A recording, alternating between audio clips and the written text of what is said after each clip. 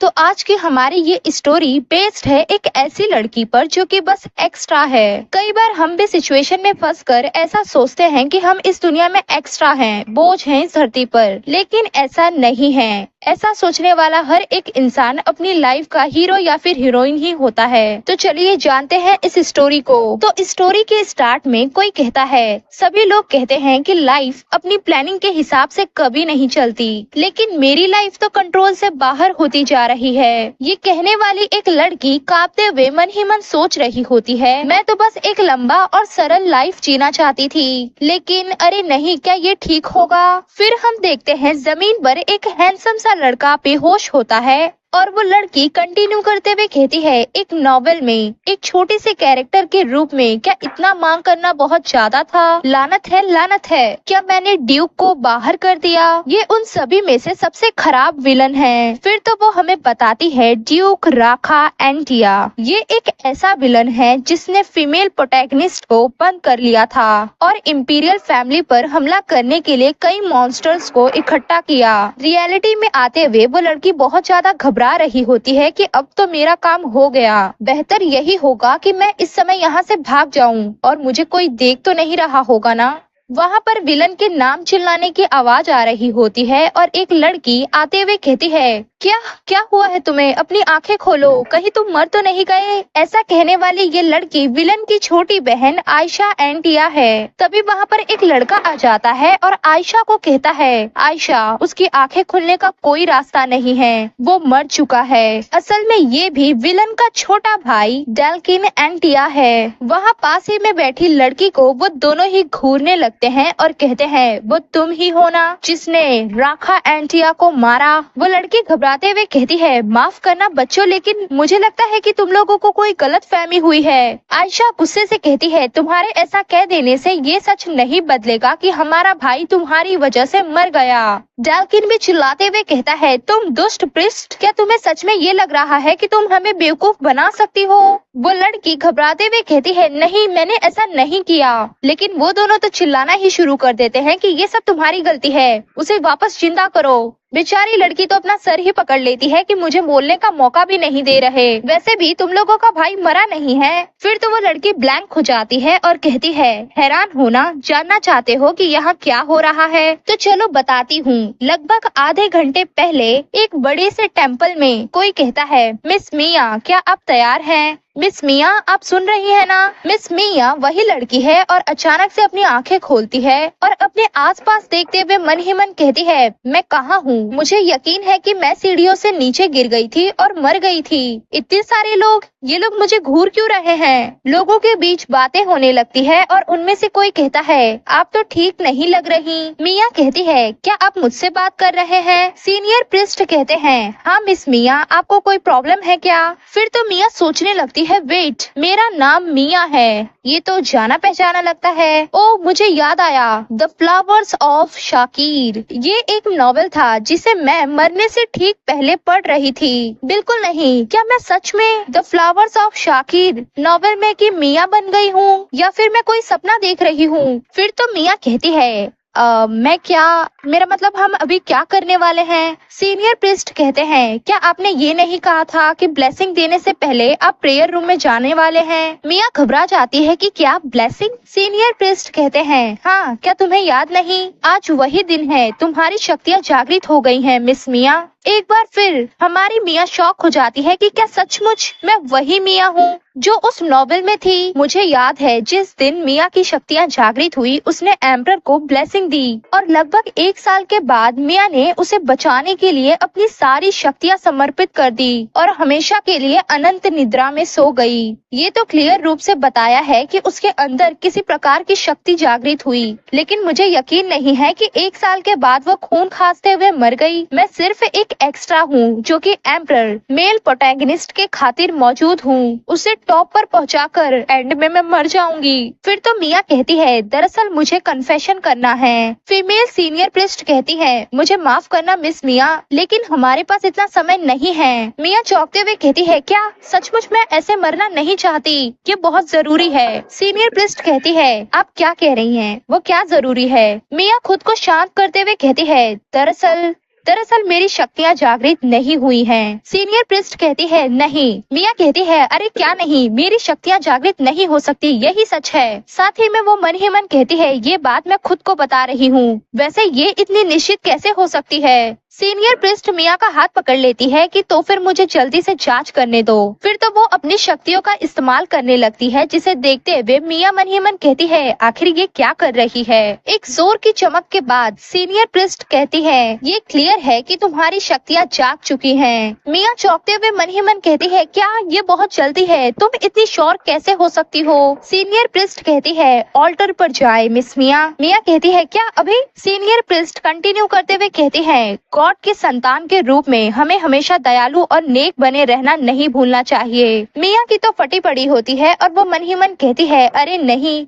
मैं बहुत बड़ी मुसीबत में फंस गई हूँ, आखिर मुझे क्या करना चाहिए। क्या मुझे इस तरह से एम्परर को ब्लेस कर देना चाहिए और क्या सच में मुझे 1 साल तक कष्ट सहना होगा। उसके बाद तो मिया सबसे ऊंची जगह पर बैठ जाती है और कहती है तो चलिए हम अभी शुरू करेंगे, तो चलो हम गॉड टेरिटस से प्रार्थना करें। उसके मन में तो चल रहा होता है कि बिल्कुल नहीं, मैं अपनी पिछली लाइफ में पहले ही एक बेहद मजाकिया मौत मर चुकी हूँ, मैं इस लाइफ में बिना कुछ किए नहीं मर सकती, तो पहले मुझे इस टेम्पल से भागना होगा। हम प्रेयर कर रहे हैं, इसीलिए सभी लोगों ने अपनी आंखें बंद कर ली है और शुक्र है कि दरवाजे के पास कोई नहीं है। मुझे लगता है कि यही मौका है, मैं भागने में सक्षम हो जाऊंगी। फिर तो वो उठकर जाने लगती है और पीछे से सीनियर प्रीस्ट चिल्लाते हुए कहते हैं मिस मिया आप कहाँ जा रही हैं। इतने में तो मिया तेजी से दरवाजे से बाहर आ जाती है और कहती है आप सभी को अलविदा। साथ ही वो मन में कहती है मैं इस नॉवेल में अपनी नियति से भागने जा रही हूँ और मैं अपनी खुशियों की तलाश में निकल रही हूँ। पीछे से सारे प्रीस्ट चिल्लाने लगते हैं कि उसे पकड़ो। मिया तो वहाँ से निकल पड़ती है कि तुम लोगों को क्या लगता है मैं तुम्हें इतनी आसानी से खुद को पकड़ने दूंगी। फिर हमें बताया जाता है कि ठीक इसी तरह मिया की बॉडी में एंटर करने के बाद the flowers of Shakir novel में एक साइड कैरेक्टर के तौर पे जिसका की ह्यूमन सेक्रीफाइस दिया जाना था, ऐसा कुछ भी होने से पहले मैं अपनी लाइफ बचाने के लिए भाग गई। नेक्स्ट सीन में हम देखते हैं मिया जंगल में भाग रही होती है और उसके पीछे एक नीली चिड़िया आते हुए कहती है मिया क्या तुम मुझे सुन सकती हो। मिया हैरान होती है कि ये आवाज कहाँ से आ रही है। वो नीली चिड़िया कहती है तुम्हारी शक्तियाँ जागृत होते ही तुम भाग कैसे सकती हो, अगर तुम ऐसा ही करोगी तो चीजें मुश्किल हो जाएंगी। अभी टेम्पल में वापस लौटो, मैं गॉड टेरिटस हूँ। मेरी बात सुनो मिया, क्योंकि अब तुम्हारी शक्तियाँ जागृत हो गई हैं, इसीलिए अब तुम मेरी आवाज सुनने में सक्षम हो। मिया हैरानी से कहती है क्या। नीली चिड़िया जो कि गॉड है वो कहते हैं ऐसा लगता है कि जब मैंने तुम्हें किस्मत के भरोसे छोड़ा और गहरी नींद में सो गया तब तुमने कुछ ही सालों के अंदर अपने भीतर एक नया नजरिया विकसित कर लिया है। तुम सच में भाग गई हो या टहलने जा रही हो।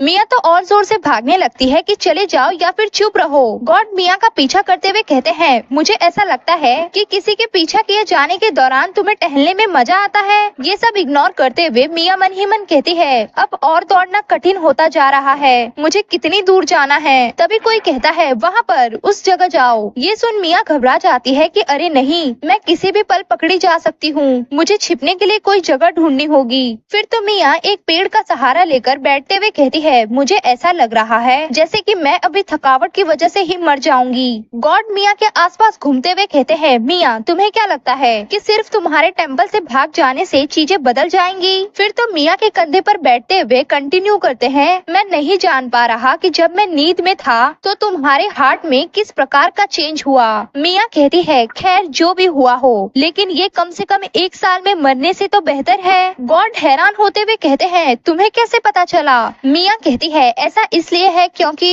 वेट। फिर तो वो सोचने लगती है कि क्या टेरिटस इस बात से बेखबर है कि ये एक नॉवेल का हिस्सा है, यहाँ तक कि ये फैक्ट भी कि मैं असली मिया नहीं हूँ। गॉड टेरिटस अब भी बोल रहे होते हैं मिया बताओगी कि तुम्हें ये कैसे पता चला। उसके बाद तो मिया कहती है ये बस मेरा एक अंदाजा था, मैं अपने सपनों के जरिए फ्यूचर देखने में अच्छी हूँ। साथ ही वो मन ही मन कहती है मुझे ये सच छुपाना चाहिए कि मैं असली मिया नहीं हूँ। गॉड मिया को घूरते हुए कहते हैं ठीक है, ऐसा लगता है कि इसमें फॉर्च्यूना का कुछ हाथ था, मुझे तुम्हें ठीक करने दो, तुम मरोगी नहीं, बस इससे तुम एक गहरी नींद में चली जाओगी। मिया कहती है इससे क्या फर्क पड़ता है। गॉड कहते हैं तुम्हारा शरीर बस सो जाएगा और अंत में तुम हमेशा के लिए वापस आ जाओगी। मिया कहती है क्या वो मरना नहीं है। गॉड कहते हैं अगर तुम ये जान जाओ कि तुम फिर से जाग सकोगी तो क्या तुम टेम्पल वापस लौटोगी। मिया फिर से आगे बढ़ते हुए कहती है मैं कब जागूंगी। गॉड कहते हैं 100 साल बाद। मिया कहती है क्या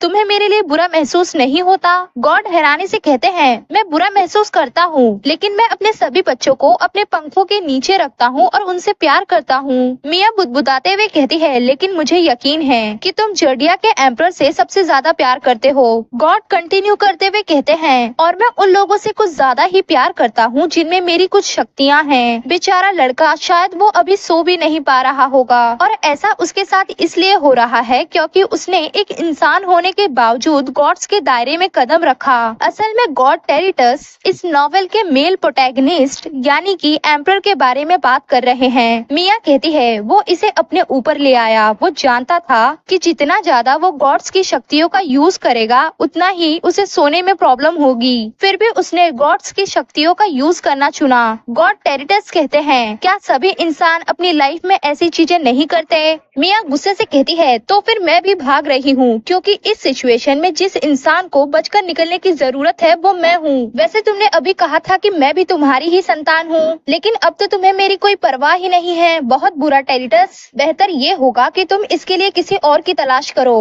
गॉड टेरिटस शॉक होते हुए कहते हैं क्या।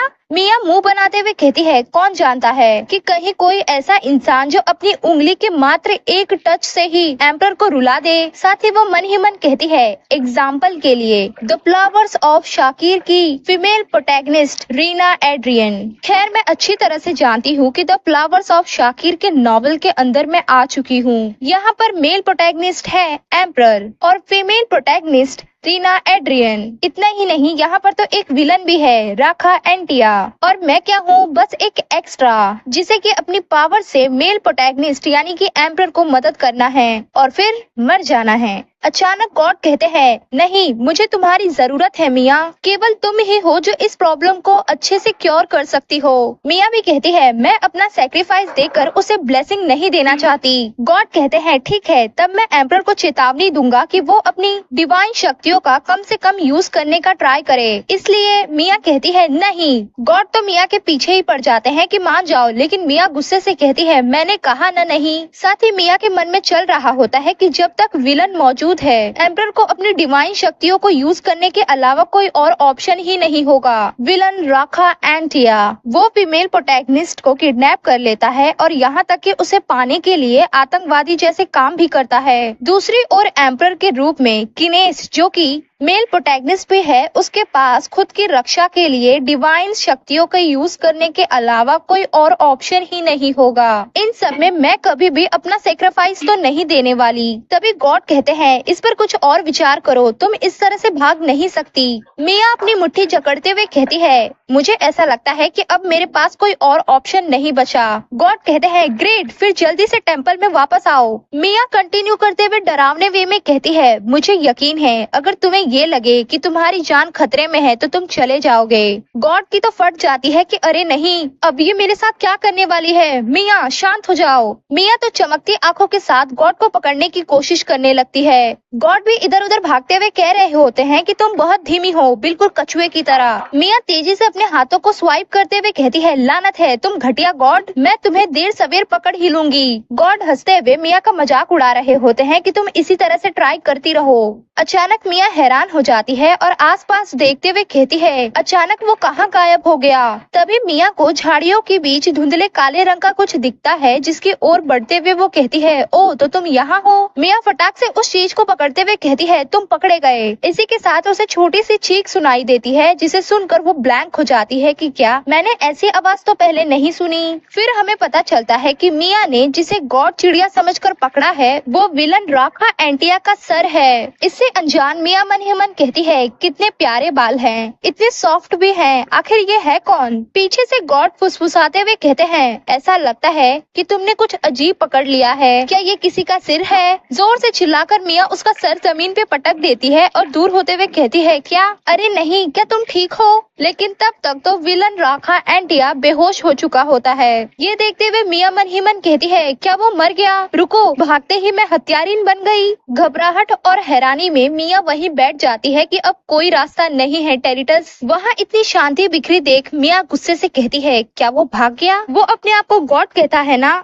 फिर भी वो भाग गया। खैर छोड़ो, इसकी गर्म सांसें अभी भी चल रही हैं, इसीलिए ये अभी जिंदा होना चाहिए। लेकिन क्या होगा अगर इसे बड़ी चोट लगी हो और ये कोमा में चला जाए। इनसे थोड़ी ही दूरी पर ये दोनों भाई बहन मौजूद होते हैं, जिनमें से आयशा कहती है यहाँ कोई फ्लावर नहीं है। डेल्किन कहता है इससे पहले कि प्रिस्ट हमें ढूंढ ले हमें ये करना होगा। अचानक डेल्किन का ध्यान अपने भाई राखा और उसके पास ही बैठी हमारी मिया पर जाता है। उसके बाद से ही ये दोनों भाई बहन हमारी मिया को अपने भाई राखा का मर्डरर समझकर सुनाए जा रहे हैं। वो दोनों ही मिया पर चिल्ला रहे होते हैं कि हमने सुना था कि प्रिस्ट दुष्ट होते हैं और ये सच भी है, तुमने हमारे भाई को मार डाला, तुम्हारी हिम्मत कैसे हुई। बेचारी मिया, उसके मुंह से तो शब्द भी नहीं निकल रहे होते।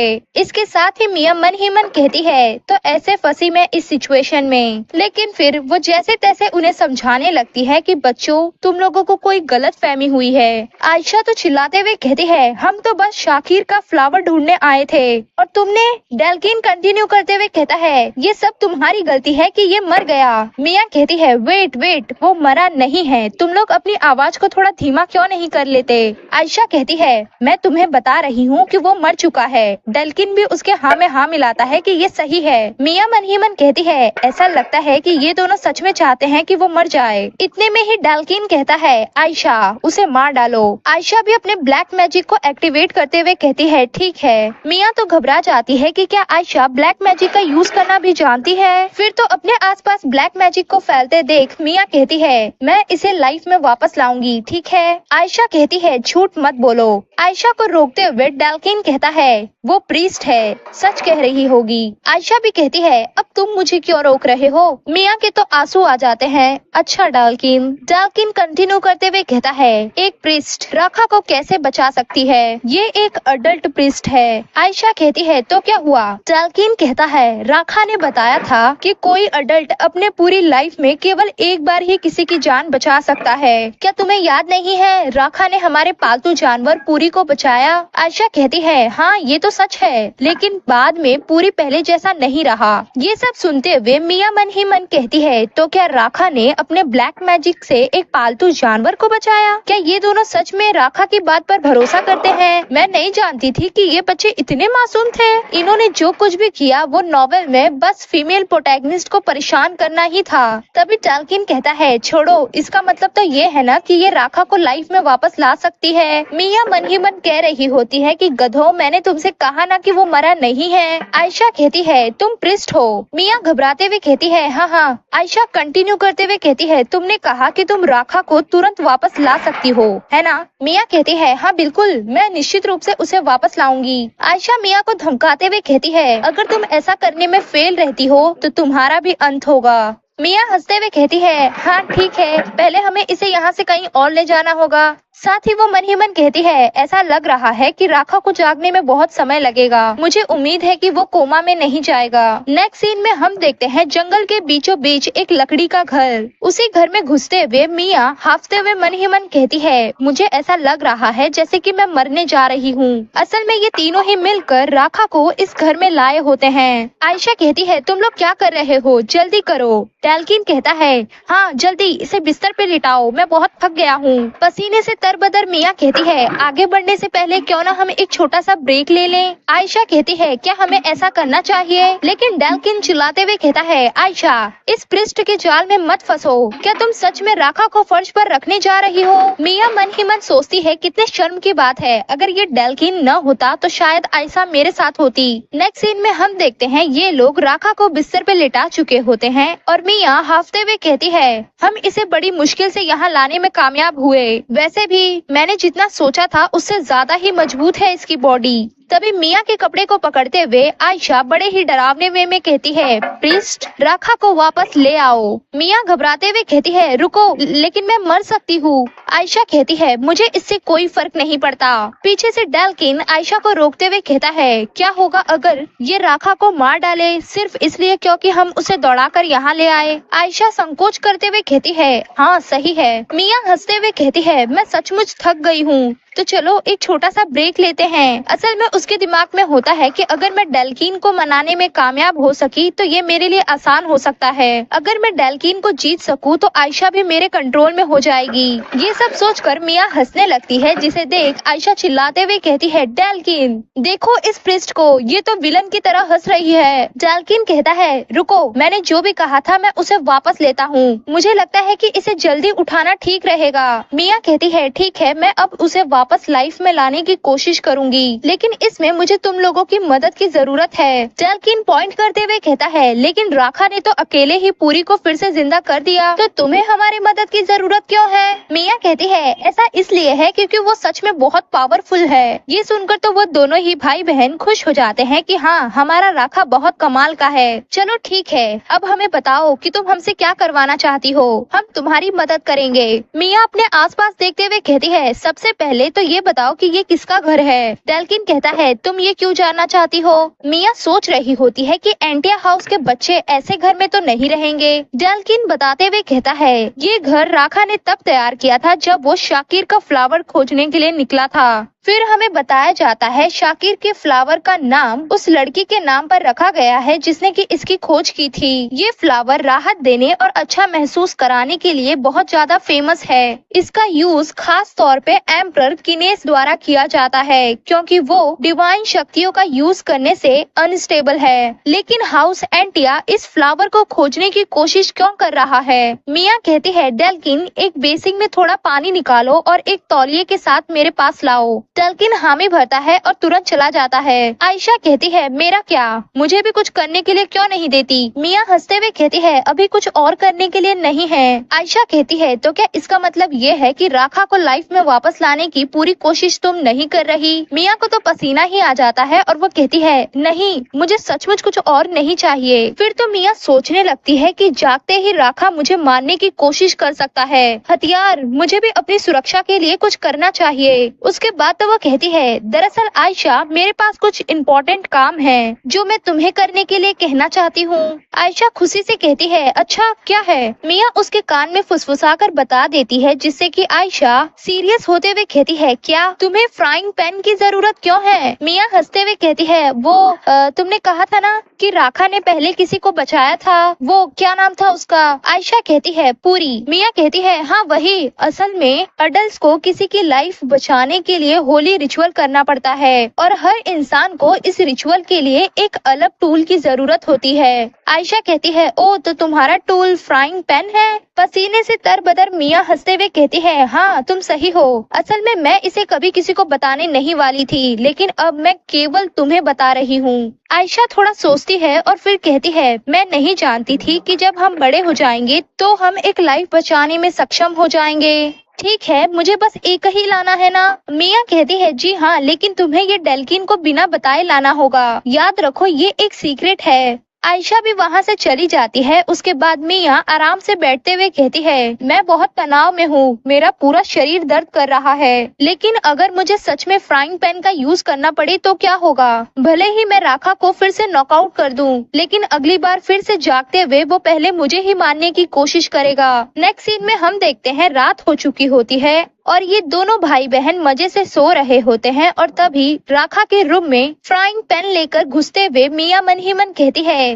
वो दोनों जुड़वा बच्चे सो गए हैं और राखा अभी तक नहीं उठा। ये खिड़की। फिर तो वो खिड़की खोलकर बाहर देखते हुए कहती है, अगर मुझे भागना है तो यही निकलने का बिल्कुल सही रास्ता है। अगर राखा मुझे मारने की कोशिश करेगा तो मैं इस फ्राइंग पैन से उसके सिर पर मार कर भाग जाऊंगी। ठीक है मिया, तुम ये कर सकती हो। खुद को समझाकर मिया कांपते हुए राखा की ओर बढ़ने लगती है। तभी कोई कहता है, तुम्हें ऐसा नहीं करना चाहिए। मिया की तो फट जाती है कि गॉड टेरिटस, तुमने मुझे डरा दिया। गॉड कहते हैं, उस हथियार को तुरंत नीचे रख दो। क्या तुम सच में एक जिंदा इंसान को मारने वाली थी? मिया उससे झगड़ते हुए धीरे से कहती है, नहीं, तुम शांत हो जाओ, कोई सुन लेगा। मैं बड़ी मुश्किल से उन जुड़वा बच्चों को सुला पाई हूँ। गॉड खुद की बड़ाई करते हुए कहते हैं, चिंता मत करो, केवल तुम ही हो जो मेरी आवाज सुन सकती हो।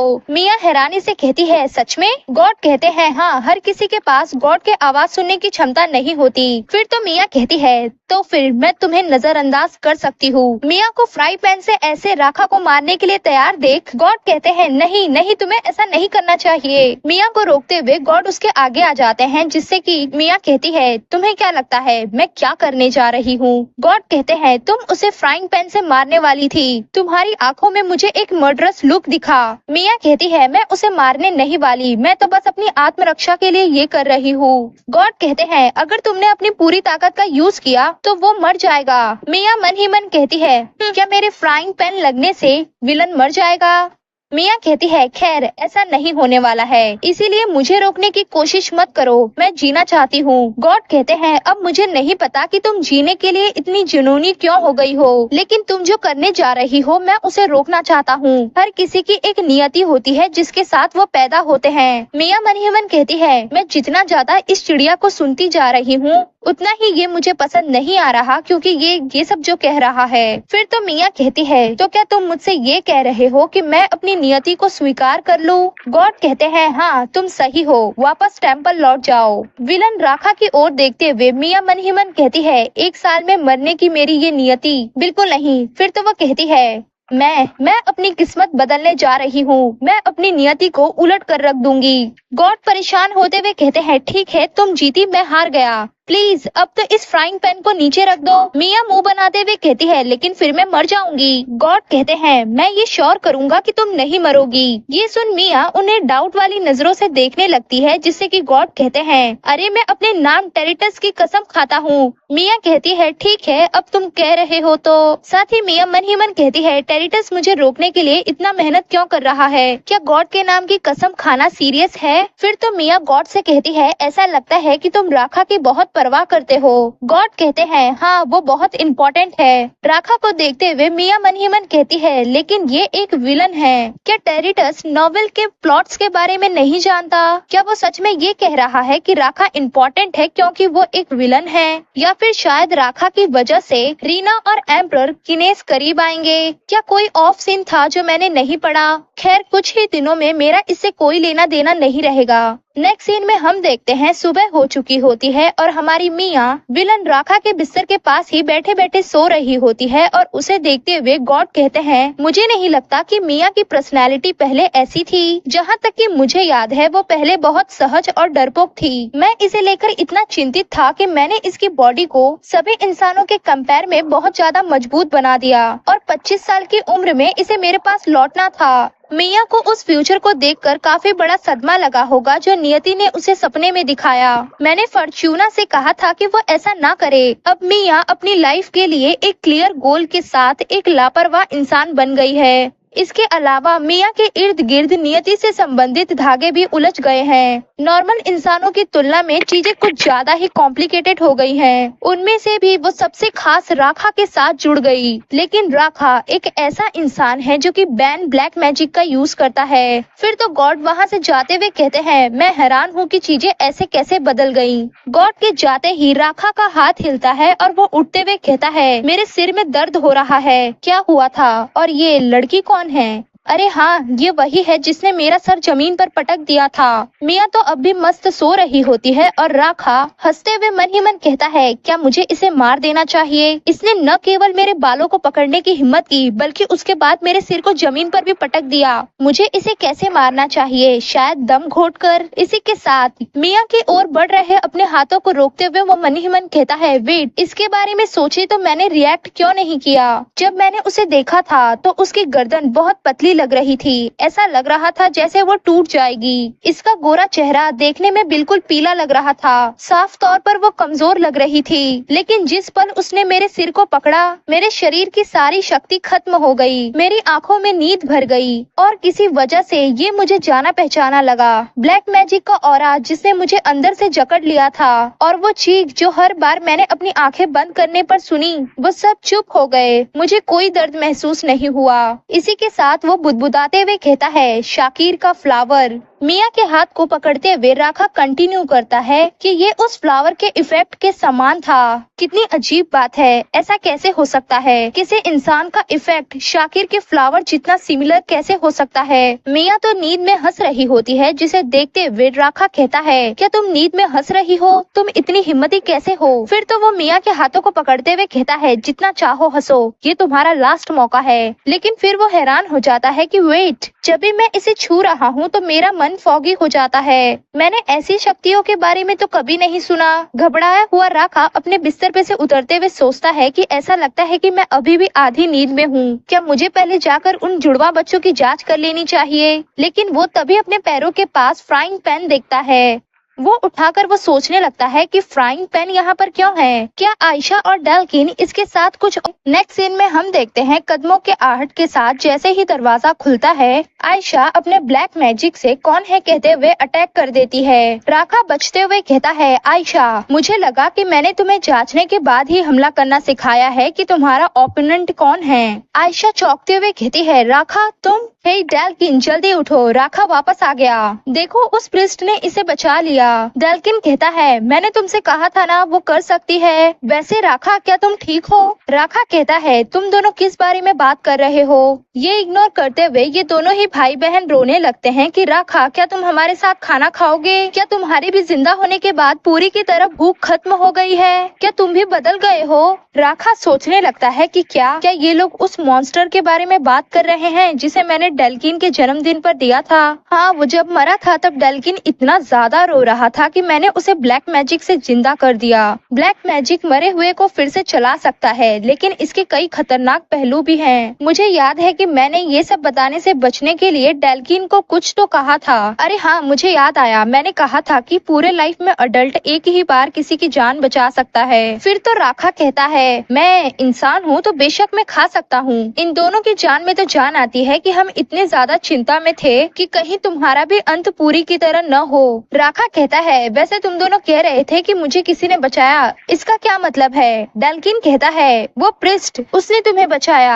आयशा भी कहती है, हाँ ये सही है। राखा कहता है, क्या तुम लोग उस लड़की के बारे में बात कर रहे हो जो बेडरूम में थी? वो दोनों ही हामी भरते हैं और राखा कहता है, उसने मुझे कैसे बचाया? डेल्किन तुरंत ही कहता है, उसने मुझे पानी से भरा हुआ एक बेसिन और तौलिया लाने को कहा। लेकिन वहीं आयशा चिंता में होती है कि मैं बताऊं या नहीं। राखा ये भाप लेता है और कहता है, आयशा। घबराते हुए आयशा कहती है, उसने कहा कि ये एक सीक्रेट है और मैं किसी को नहीं बता सकती। लेकिन हाँ, उसने मुझसे कहा कि उसे एक फ्राइंग पैन की जरूरत है। उसने कहा कि उसे तुम्हें वापस लाने के लिए एक होली रिचुअल करने की जरूरत है। राखा फ्राइंग पैन को देखते हुए राखा मन ही मन कहता है, क्या वो कुछ पकाने जा रही थी? क्योंकि इसमें कोई होली रिचुअल की जरूरत तो है नहीं। कहीं वो बच्चों को खाने में पॉइजन देकर मारने की प्लानिंग तो नहीं कर रही थी? इस असैसन को किसने भेजा होगा? नहीं, एक असैसन के तौर पर तो वो बिल्कुल भी सतर्क नहीं है। लेकिन मेरे इतने सारे दुश्मन हैं कि उसे मेरे खिलाफ व्यक्तिगत रूप से शिकायत तो हो सकती है। उसके पास ऐसी शक्तियां हैं जिसे मैंने पहले कभी नहीं देखा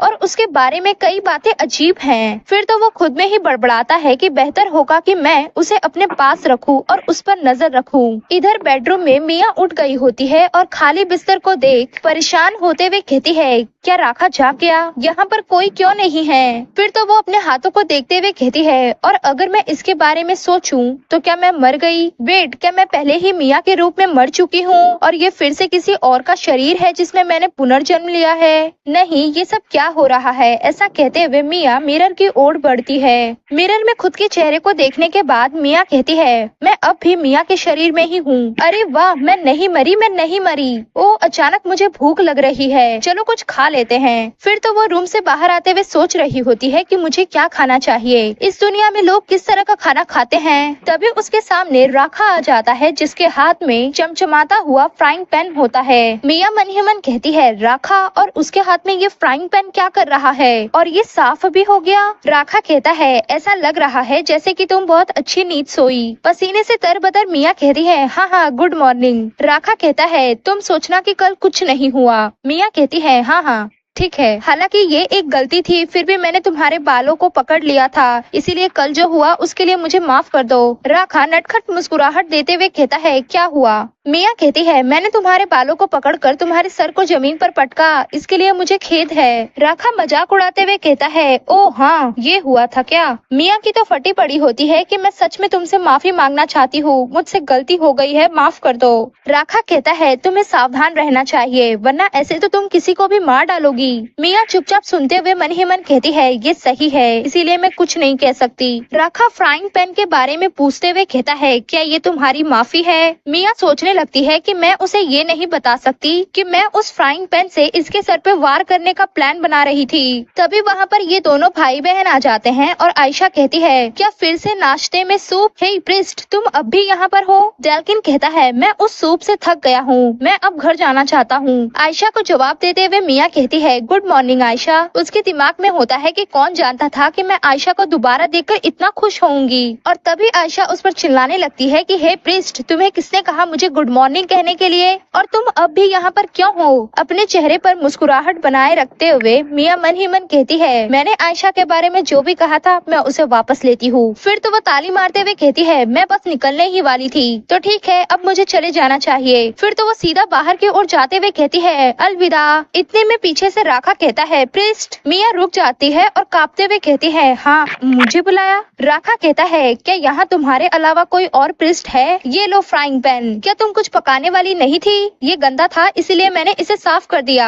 उस फ्राइंग पैन को देखते हुए मिया हैरान होकर मन ही मन कहती है, क्या विलन ने इस फ्राइंग पैन को खुद धोया? उसके ऐसा करने की कल्पना करना बहुत मुश्किल है। अचानक मिया के क्लोज आते हुए राखा धीरे से कहता है, अगर तुम बच्चों को फूड पॉइजनिंग से मारने वाली हो तो ये बहुत शर्म की बात होगी। मैं इस बार इस स्लाइड को जाने दूंगा, लेकिन बेहतर ये होगा कि तुम ये श्योर करो कि ऐसा कुछ दोबारा न हो।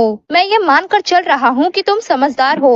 मिया कंफ्यूजन में होती है कि क्या फूड पॉइजनिंग, मारना, कौन किसके बारे में बात कर रहा है? राखा कहता है, तुम वहाँ उस आग पर खाना बना सकती हो। मिया भी हामी भरते हुए मन ही मन कहती है, क्या वो सचमुच चाहता है कि मैं खाना बनाऊं? लेकिन यहाँ पर तो सिर्फ 3 ही इंग्रेडिएंट हैं। चलो देखते हैं, क्या वो ये कहना चाह रहा है कि अगर मैं कुछ ऐसा बना सकूं जो उन बच्चों को सेटिस्फाई कर दे तो क्या वो मुझे जिंदा रहने देगा? ऑनियन को हाथ में लेते हुए मिया मन ही मन कहती है, चलो सोचती हूँ कि इससे क्या बना सकती हूँ। नेक्स्ट सीन में हम देखते हैं खाना बनकर तैयार होता है। डेल्किन कहता है, ये क्या है? आयशा कहती है, क्या इसमें सब्जियाँ नहीं है? मुझे सब्जियों से नफरत है। मिया मुस्कुराते हुए कहती है, इसका स्वाद सब्जियों से अलग होगा जिनके बारे में तुम सोच रही हो आयशा, तुम बस इसे चख कर देखो। साथ ही मिया मन ही मन मुस्कुराते हुए कहती है, मैंने अपनी लाइफ में ऐसे किसी इंसान को नहीं देखा जो तले हुए आलू न पसंद करता हो।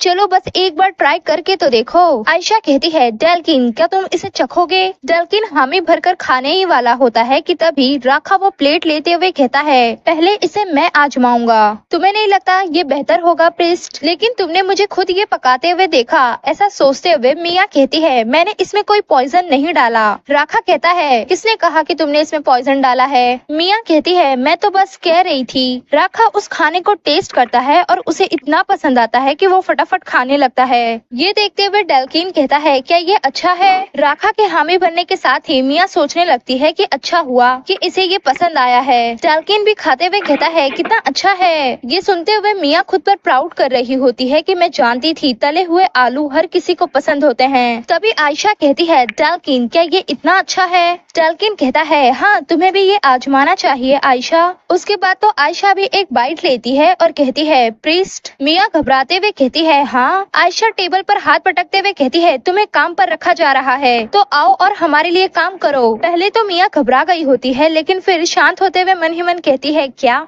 लेकिन मैं एक प्रिस्ट हूँ। राखा मिया से कहता है, मेरे साथ बाहर आओ, मुझे तुमसे कुछ बात करनी है। नेक्स्ट सीन में वो दोनों ही घर के बाहर होते हैं और मिया राखा के पीछे चलते हुए सोच रही होती है कि मुझे हैरानी है कि ये किस बारे में बात करना चाहता है। तभी राखा कहता है, क्या तुमने खाने में ड्रग डाला था? तुमने उसके साथ क्या किया? आयशा को ज्यादातर लोग पसंद नहीं है। मिया कहती है, मुझे इसका कोई आइडिया नहीं है। राखा कहता है, तुम उसे पसंद आ गई, जरूर तुमने कोई ट्रिक अपनाई, तभी तो आयशा तुम्हें हमारे साथ काम करने के लिए इनवाइट कर रही है। मिया मन ही मन कहती है, अगर तुम इतना ही ये जानना चाहते हो तो उससे खुद जाकर क्यों नहीं पूछ लेते? आखिर मुझसे इतनी पूछताछ क्यों कर रहे हो? राखा आगे बढ़ते हुए कहता है, तुम्हें हमारे फैमिली माइनर में जरूर आना चाहिए। मिया कहती है, वेट रुको। राखा कहता है, क्या? मिया मन ही मन सोचते हुए कहती है, नॉवेल में मेन कैरेक्टर के साथ इन्वॉल्व होना तो ठीक है, लेकिन मैं इस खतरनाक विलन के साथ इन्वॉल्व नहीं हो सकती। क्या पता कि ये कब मुझे मार डालेगा, लेकिन मैं उसे सीधे सीधे नहीं बोल सकती। फिर तो मिया कहती है, मुझे अपने छोटे भाई बहनों की देखभाल करनी होती है। राखा कहता है, छोटे भाई बहन? तुम उन्हें भी एंटिया माइनर में ला सकती हो। मिया के तो पसीने छूट जाते हैं कि क्या सच में? ओ ठीक है, लेकिन मुझे घर की बहुत याद आती है। राखा कहता है, फिर मैं तुम्हें तुम्हारे होम टाउन में वापस ले चलूंगा, 1 वीक में 1 बार। वैसे मुझे लगा कि प्रिस्ट शादी नहीं कर सकते। मिया कहती है, मैं कोई प्रिस्ट नहीं हूँ। राखा सवाल करते हुए कहता है, प्रिस्ट के अलावा किस तरह का इंसान ऐसे सफेद वर्दी पहनकर घूमेगा? बेचारी मिया तो फंस जाती है और सोचने लगती है, अब क्या कहूँ। इसी के साथ वो मिया को घूरने लगता है। मिया खुशी से घूमते हुए कहती है, मुझे सच में ये ड्रेस बहुत पसंद है। और इतने में ही मिया की ड्रेस फट जाती है। राखा तो हैरान होता है और मिया घबराते हुए कहती है, ये ड्रेस फट कैसे सकती है? राखा कहता है, ऐसी ड्रेस कंफर्टेबल होती है? मुझे लगता है तुम्हारा टेस्ट बहुत अनोखा है। फटे हुए हिस्से को हाथ से छिपाते हुए मिया कहती है, हाँ शायद। राखा कंटिन्यू करते हुए कहता है, लेकिन तुम्हारे भाई बहन और तुम्हारा हस्बैंड कहाँ है? मिया कहती है, मेरा घर नॉर्थ की ओर है। राखा पूछता है, वहाँ पहुँचने में कितना समय लगता है? मिया कहती है, लगभग 1 घंटा। साथ ही मिया मन ही मन कहती है, 1 घंटे का रास्ता बहुत दूर है, इसीलिए इसके पास तुरंत जांच करने का कोई तरीका नहीं होगा। राखा सोचते हुए कहता है, जहाँ तक मुझे मालूम है यहाँ के नॉर्थ में सिर्फ और सिर्फ पहाड़ ही हैं। झूठ पकड़े जाने पर मिया बेशर्मी से हंसते हुए कहती है, अरे वो वेस्ट में है। राखा कहता है, वेस्ट का भी वही हाल है। एकमात्र विलेज जो कि 1 घंटे की दूरी पर है वो भी ईस्ट में है। मिया तुरंत ही कहती है, ठीक है वो ईस्ट में है, वो मुझे दिशा का इतना कुछ पता नहीं चलता इसलिए मैं भूल गई। राखा कहता है, असल में वो साउथ में है। ये सुनकर मिया को रोना ही आ जाता है कि मेरा झूठ तो पकड़ा गया। राखा कंटिन्यू करते हुए कहता है, ऐसा लगता है कि जैसे कि अब तक तुमने जो कुछ भी कहा वो सब झूठ है। मिया के तो पसीने छूट जाते हैं कि मुझे यहाँ से भागना होगा। मिया के विचारों को समझते हुए राखा नटखट मुस्कुराहट देते हुए कहता है, तुम कहाँ भागने वाली हो? खुद को शांत करते हुए मिया बुदबुदाती है कि मैं नहीं भागूंगी। मिया के आगे आकर रास्ते को ब्लॉक करते हुए राखा कहता है, तुम्हें झूठ बोलने की बहुत आदत है, तो मैं तुम पर विश्वास कैसे कर सकता हूँ? मिया कहती है, मैं सच कह रही हूँ। राखा कहता है, ऐसा लग रहा है जैसे कि तुम अब भी झूठ बोल रही हो। मिया कहती है, तो फिर किस चीज से तुम्हें मुझ पर विश्वास होगा? राखा तो चुप होता है और मिया मन ही मन कहती है, लेकिन तुम ऐसे इंसान में इतना इंटरेस्ट क्यों ले रहे हो जिसके साथ शुरुआत करने पर भी भरोसा नहीं कर सकते? चलो टेरिटस की टेक्निक का इस्तेमाल करते हैं। फिर तो मिया कहती है, क्या मुझे अपने नाम की कसम खानी चाहिए? साथ ही उसके मन में होता है कि मैं कोई बहुत भव्य इंसान नहीं हूँ, लेकिन मेरे पास कोई और ऑप्शन ही नहीं है। राखा कहता है, जरा सोचो, मैं अभी तक तुम्हारा नाम भी नहीं जानता, तुम्हारा नाम क्या है? मिया कहती है, मैं मीरा।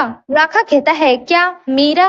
मिया उसे तुम सही हो का इशारा देते हुए सोच रही होती है कि अगर मैं उसे ये बताऊं कि मेरा नाम मिया है तो उसे पता चल जाएगा कि मैं एक प्रीस्ट हूँ। राखा कहता है, क्या तुम्हारा कोई फैमिली नेम भी है? मिया घबराते हुए कहती है, शायद नहीं। साथ ही उसके दिमाग में होता है कि मुझे बताने में बहुत डर लगता है, लेकिन सच में मैं नहीं जानती मिया के किसी फैमिली नाम के बारे में। मिया को हर कोई सिर्फ मिया ही कहता है। राखा बुदबुदाते हुए कहता है, क्या तुम्हारा सचमुच कोई फैमिली नेम नहीं है, या फिर तुम नहीं चाहती कि मुझे पता चले? मिया कहती है, मेरा कोई फैमिली नेम नहीं है, दरअसल मैं तो ये भी नहीं जानती कि मेरे मम्मी पापा है कौन। साथ ही मिया सोचती है कि ये सच है। मिया की बैक स्टोरी कभी भी नॉवेल में शामिल थी ही नहीं, उसका तो कभी जिक्र भी नहीं किया गया। मिया का अस्तित्व केवल मेल प्रोटैगनिस्ट किनेस के लिए है। वो बस एक एक्स्ट्रा चीज है जिसकी कोई परवाह नहीं करेगा, भले ही वो मर भी जाए। शायद मैं बहुत ज्यादा खुश होती अगर मैं किसी महत्वहीन राहगीर के रूप में पैदा हुई होती,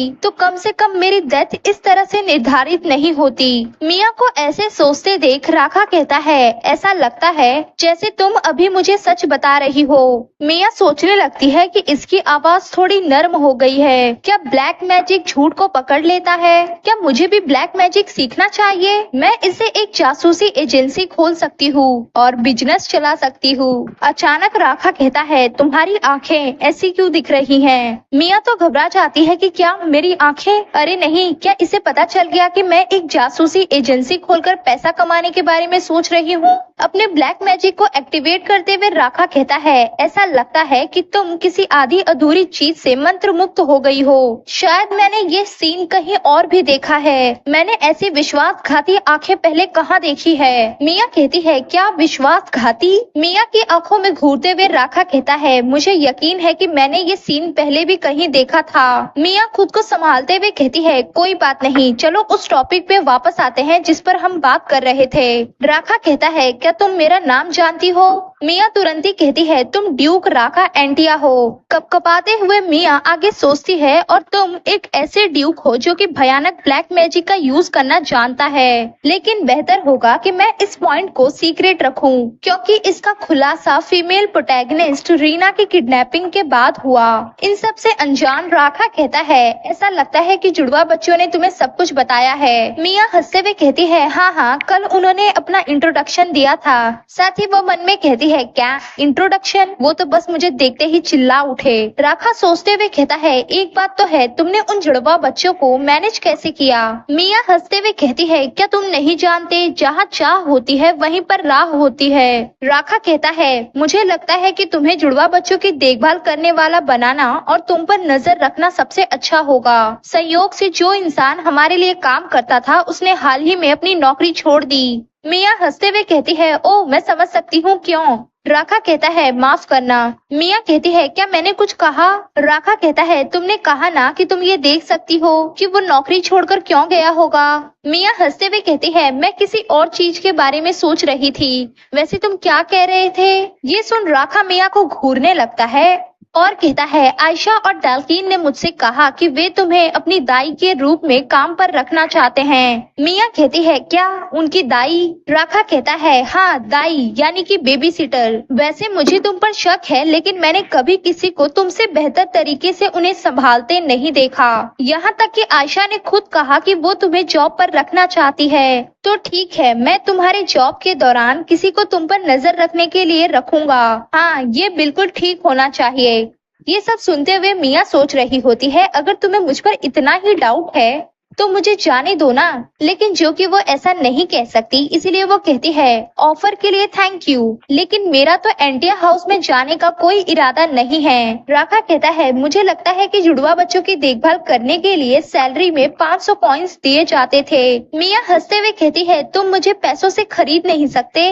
राखा कहता है, क्या ऐसा है? मिया कहती है, हाँ। फिर तो राखा कहता है, 700 कॉइन्स। मिया के ना कहने पर वो फिर से कहता है, 800 कॉइन्स। मिया कहती है, आखिर तुम मुझे किस टाइप की इंसान समझ रहे हो? लेकिन राखा अब भी कहता है, 900 कॉइन्स। ये सुनकर मिया को तो पोपट ही हो जाता है, लेकिन फिर पसीने से तरबतर मिया सोचने लगती है, 900 कॉइन्स बस इतना ही काफी है। इतने पैसे को लेकर मैं किसी और दूसरे देश में जाकर आराम से रह सकती हूँ। तभी राखा कहता है, 1000 कॉइन्स। मिया तो खुशी से कह देती है कि चलो सौदा रहा। साथ ही वो मन ही मन कहती है, नॉवेल में तो कहा गया था कि 6000 कॉइन्स रिटायर होने के लिए काफी होते हैं। ये एक बहुत अच्छा अवसर हो सकता है। शायद मैं दाई के रूप में काम करते हुए फीमेल प्रोटैगनिस्ट को राखा से मिलने से रोक पाऊंगी, और अगर ऐसा हुआ तो किनेस को गॉड्स की शक्तियों का यूज नहीं करना पड़ेगा और मैं जिंदा रह पाऊंगी। तभी राखा टॉन्ट मारते हुए कहता है, अरे प्रीस्ट, मैंने सोचा कि तुम्हें पैसों से नहीं खरीदा जा सकता।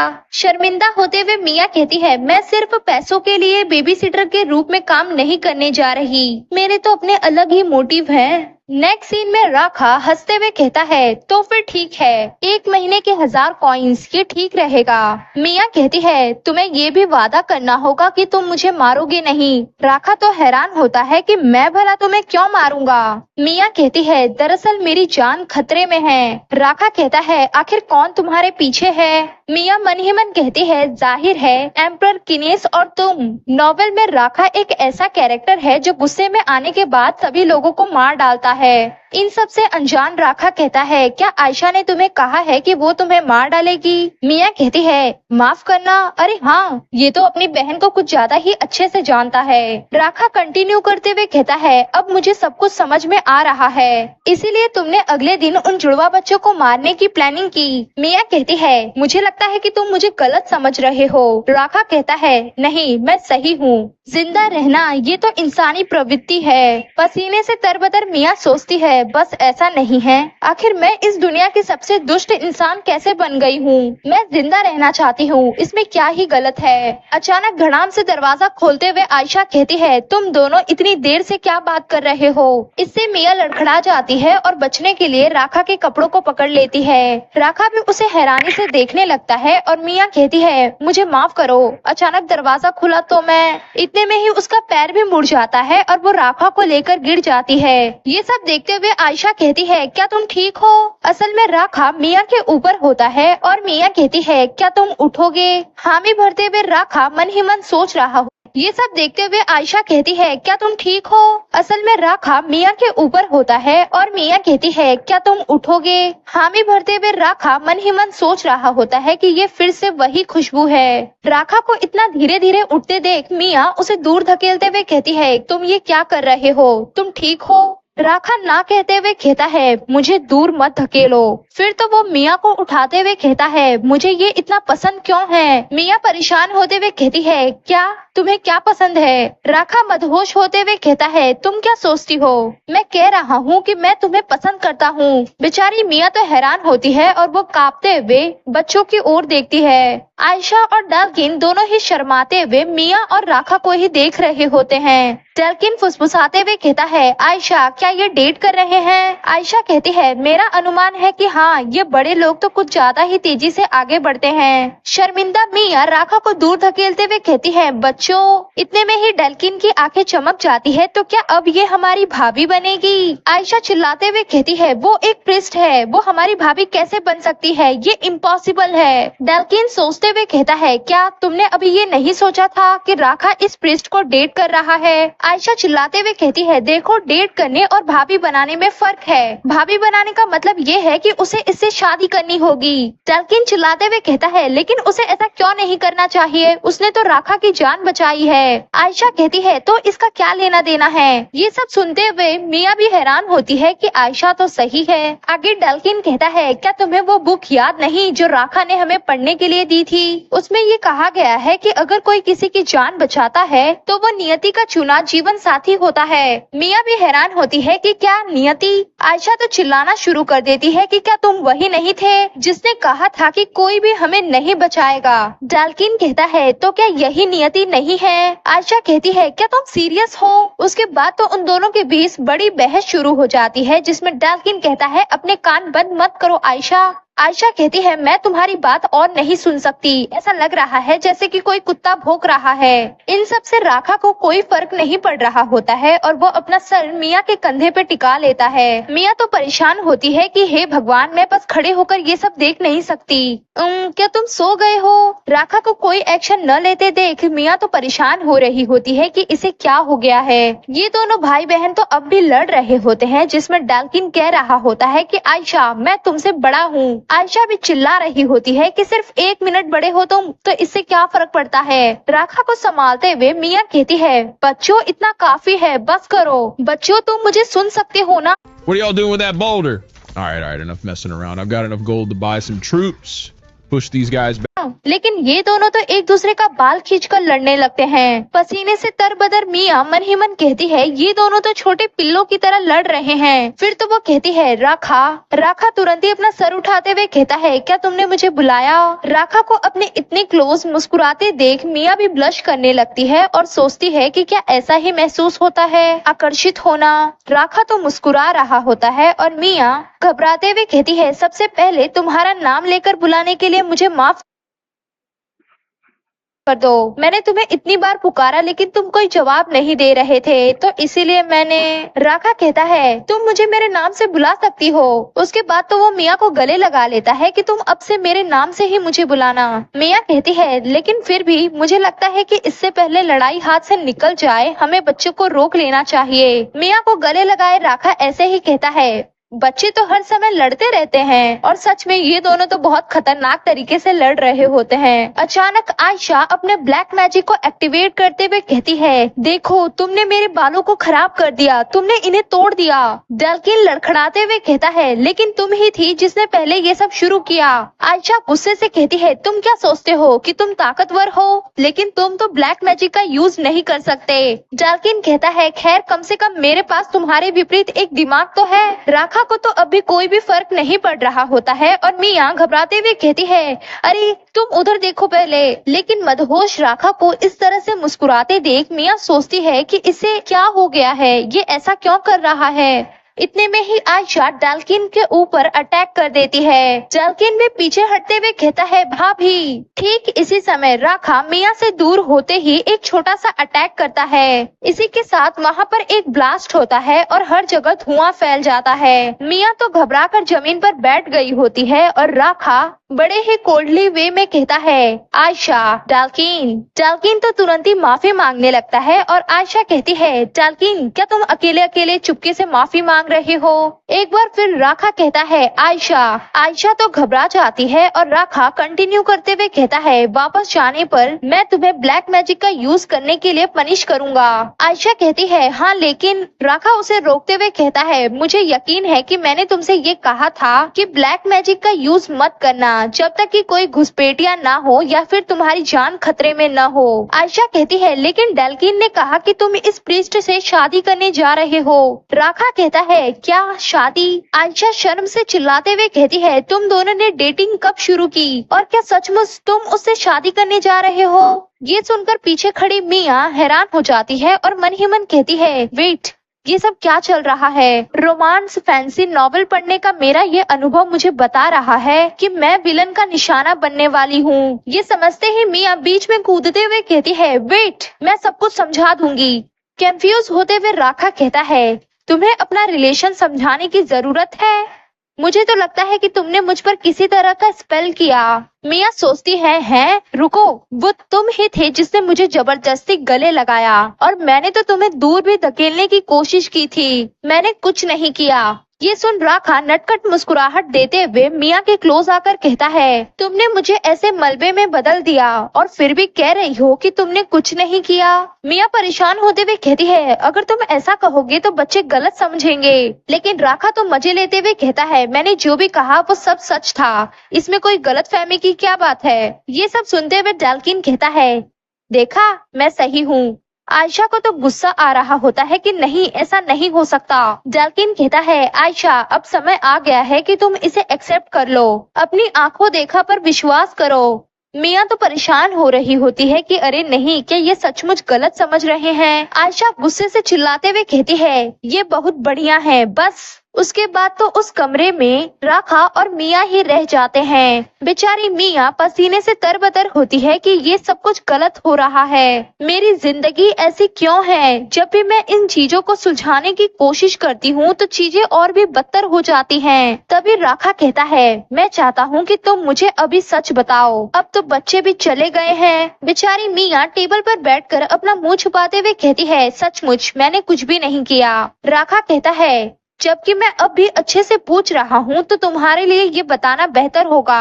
मिया अपना सर उठाते हुए कहती है मैं सीरियस हूँ। साथ ही मिया के दिमाग में चल रहा होता है कि क्या ये कहने की कोशिश कर रहा है कि अभी थोड़ी देर पहले इसने जो कुछ भी किया वो उसकी अपनी मर्जी से नहीं था। मुझे नहीं पता कि क्या विलन को कंट्रोल करने की मेरे पास कोई शक्ति है या फिर कुछ और, लेकिन एक साइड कैरेक्टर में इतनी शक्ति कैसे हो सकती है। राखा कंटिन्यू करते हुए कहता है तो तुम कहना चाहती हो कि मैंने बिना किसी कारण के ऐसे बिहेव किया। मिया कहती है मैं राज छुपाने में अच्छी हूँ तो मैं दिखावा करूंगी जैसे मैंने कुछ नहीं देखा।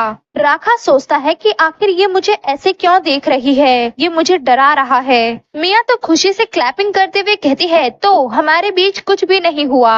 राखा कहता है, क्या तुमने मुझे खदेड़ दिया? मिया खुशी से सिर हिलाते हुए कहती है, हाँ। राखा कहता है, हाँ कोई बात नहीं, ऐसा लगता है कि अंत में मैंने अपना दिमाग खो दिया है। लेकिन फिर वो मिया को घूरने लगता है। बेचारी मिया सोचने लगती है कि अरे नहीं, मैं कुछ ज्यादा ही एक्साइटेड होकर अपना सिर हिला रही थी। फिर तो वो हंसते हुए विनम्र बनने की कोशिश करती है, लेकिन राखा कहता है, हंसो मत, मुझे गुस्सा आ रहा है। अगर तुम अभी जो कुछ भी हुआ उसके बारे में अपना मुंह बंद रखती हो तो अच्छा रहेगा। एक बार एंटिया हाउस में वापस लौटने के बाद मैं तुम्हारी असली पहचान जानने की प्लानिंग बना रहा हूँ। मिया कहती है, अच्छा ऐसा है क्या? साथियों, उसके दिमाग में होता है कि अगर इसे पता चल जाए कि मैं एक प्रीस्ट हूँ तो शायद ये मुझे टेम्पल वापस भेजने की कोशिश करेगा।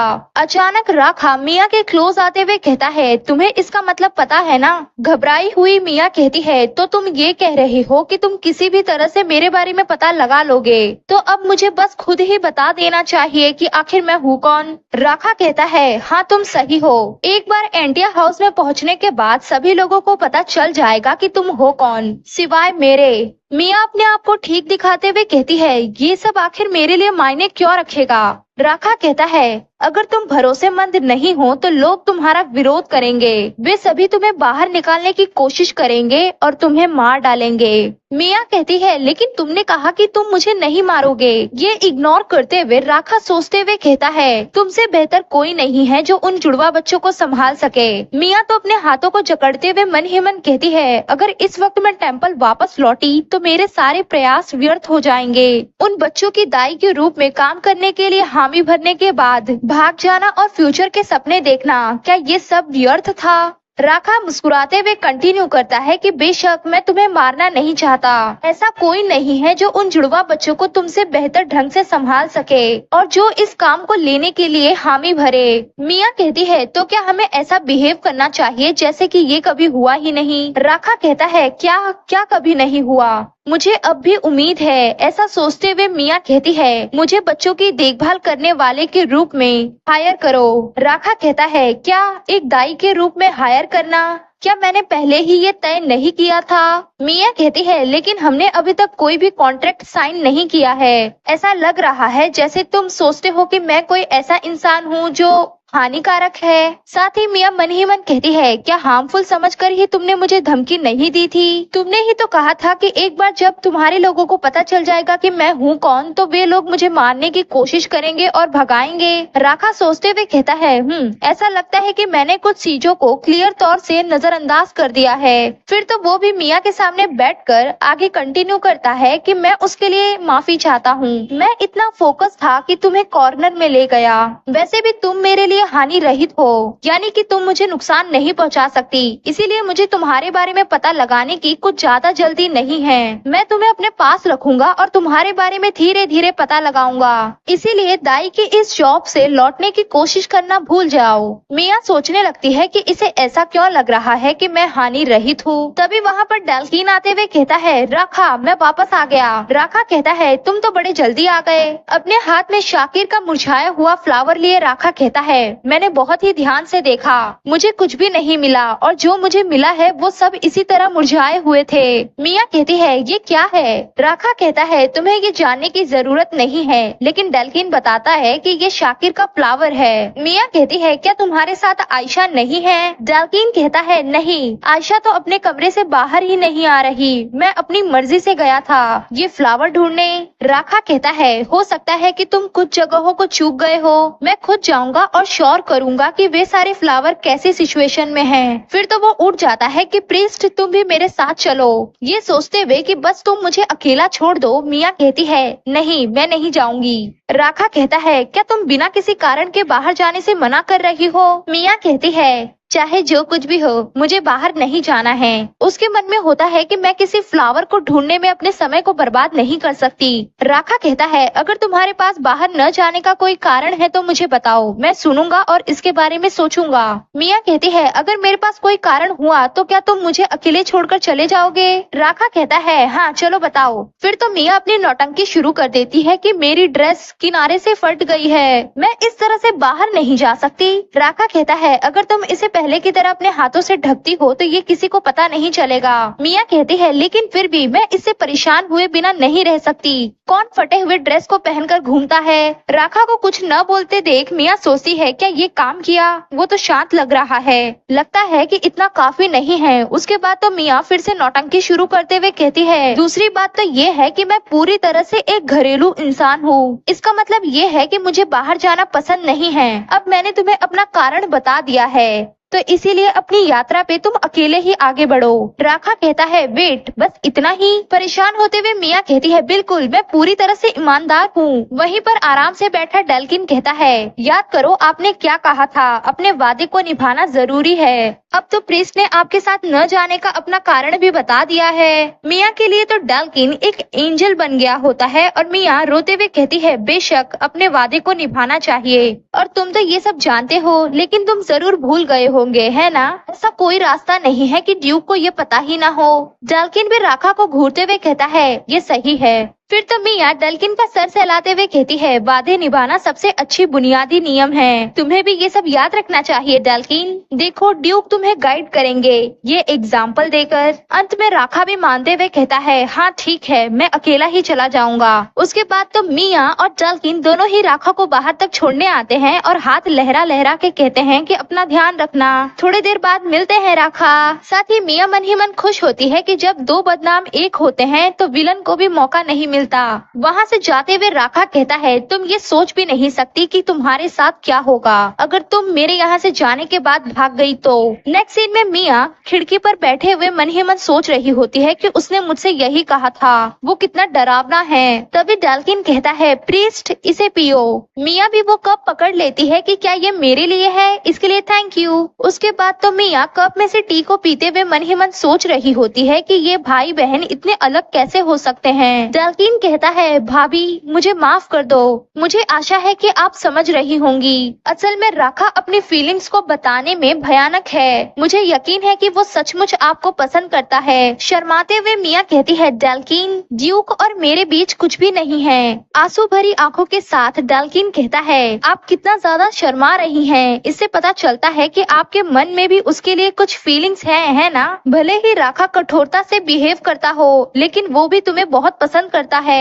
मैं कसम खाता हूँ, मैंने पहले कभी भी उसे किसी और को इस नजरों से देखते नहीं देखा। मिया कहती है, मैं श्योर नहीं हूँ कि तुम किस बारे में बात कर रहे हो, लेकिन ये सब एक गलतफहमी है, ठीक है? लेकिन डेल्किन तो मिया के हाथों को पकड़ लेता है कि मैंने इसके बारे में बुक्स में पढ़ा है, आंखें आत्मा की खिड़की होती हैं। राखा की आंखों को देखकर मुझे सब कुछ पता चल चुका है। मैं समझता हूँ कि आप गुस्सा क्यों हो रही हैं, लेकिन क्या आप मेरे भाई राखा को माफ नहीं कर सकती? मिया तो परेशान हो चुकी होती है कि ये समझने के लिए तैयार ही नहीं है। अंत में वो कह देती है कि हाँ ठीक है। नेक्स्ट सीन में राखा जंगलों के बीच में होता है और शाकिर के मुरझाए हुए फ्लावर्स को देखते हुए कहता है, ये तो बहुत बुरा हुआ, शाकिर के फ्लावर नहीं मिलेंगे, ऐसा पहले तो कभी नहीं हुआ। ये शाकिर के फ्लावर्स खास तौर से इंपीरियल फैमिली के हैं, इसीलिए मेरे पास इन्हें सीक्रेट रूप से ढूंढने के अलावा कोई और ऑप्शन नहीं था। लेकिन अब तो ये और भी मुश्किल हो गया है, मैं थोड़ी दूर और आसपास देख लेता हूँ। फिर तो उसे कुछ लोगों के बात करने की आवाज सुनाई देती है, जिससे कि वो उनकी ओर मुड़ते हुए सोचता है कि आखिर ये कौन है। वहाँ पर बात हो रही होती है कि उन्होंने हमें टेम्पल में बुलाया है और अब वे चाहते हैं कि हम फ्लावर खोजें। असल में वे बात करने वाले लोग इंपीरियल केनाइट्स होते हैं, जिनकी बातें राखा भी चुपकर सुनने लगता है, जिसमें से एक नाइट कहता है, हमारे पास कोई और रास्ता नहीं है, ब्लेसिंग सेरेमनी में देरी हुई। पहला केनाइट कहता है, इसमें देरी क्यों हुई? फिर तो वो कहता है, अगर ये मुझे पता होता तो हम एक साथ फ्लावर क्यों ढूंढते। राखा मन ही मन सोचता है कि हाल ही में इंपीरियल फैमिली कुछ अजीब तरीके से शांत थी। कौन जानता था कि वे सीक्रेट रूप से टेम्पल के साथ कुछ प्लान बना रहे थे। वे केनाइट्स अब भी आपस में बातें कर रहे होते हैं कि वैसे भी हमें यहाँ पर कोई फूल नहीं मिला, जैसा कि प्रीस्ट ने कहा था। उसका साथी कहता है तुम सही कह रहे हो, हमारी आंखों में कोई गड़बड़ नहीं है, ये तो एक प्रॉब्लम है। अगर हम ऐसे समय में एक अच्छी खबर लेकर लौटे तो हमें रिवॉर्ड मिलेगा। साथी के नाइट कहता है तुम्हारे सपनों में, चलो जल्दी वापस चले, हमें रिपोर्ट भी देनी है। फिर तो वे लोग वहाँ से चले जाते हैं और पेड़ के पीछे छुपकर खड़ा राखा सोचने लगता है कि अच्छा ऐसा है, मैंने जो अभी सुना। सबसे पहले एम्परर एक ब्लेसिंग सेरेमनी के लिए टेम्पल आए, लेकिन इसमें किसी कारण से देरी हो गई। दूसरा, शाकिर के फ्लावर गायब होने से इंपीरियल फैमिली का कोई लेना देना नहीं है। तीसरा, अभी कोई भी फूल नहीं खिला है। ऐसे अजीब से मामले में वो लड़की और भी ज्यादा इम्पोर्टेंट हो गई है। मीरा एक लड़की जिसके पास शाकिर के फ्लावर के इफेक्ट के समान शक्तियां हैं। उसके पास से शाकिर के फ्लावर की खुशबू आती है। मुझे यकीन नहीं है, लेकिन मुझे लगता है कि ये एक अच्छी बात है जो मैंने उसे रोका और उस पर बच्चों की देखभाल का काम छोड़ा। लेकिन कुछ तो है जो मुझे अब भी परेशान कर रहा है। लेकिन वो लड़की मुझे इतनी पसंद क्यों आई? उस वक्त मुझे ऐसा महसूस हुआ जैसे मेरे शरीर की सारी एनर्जी मुझसे निकल गई हो। मैंने अपने आप पर कंट्रोल खो दिया और मेरा मन और मेरा शरीर दोनों ही केवल उसे चाहता था। ऐसा लग रहा था कि जब मैंने उसे छुआ तो उसने एक मीडियम की तरह काम किया।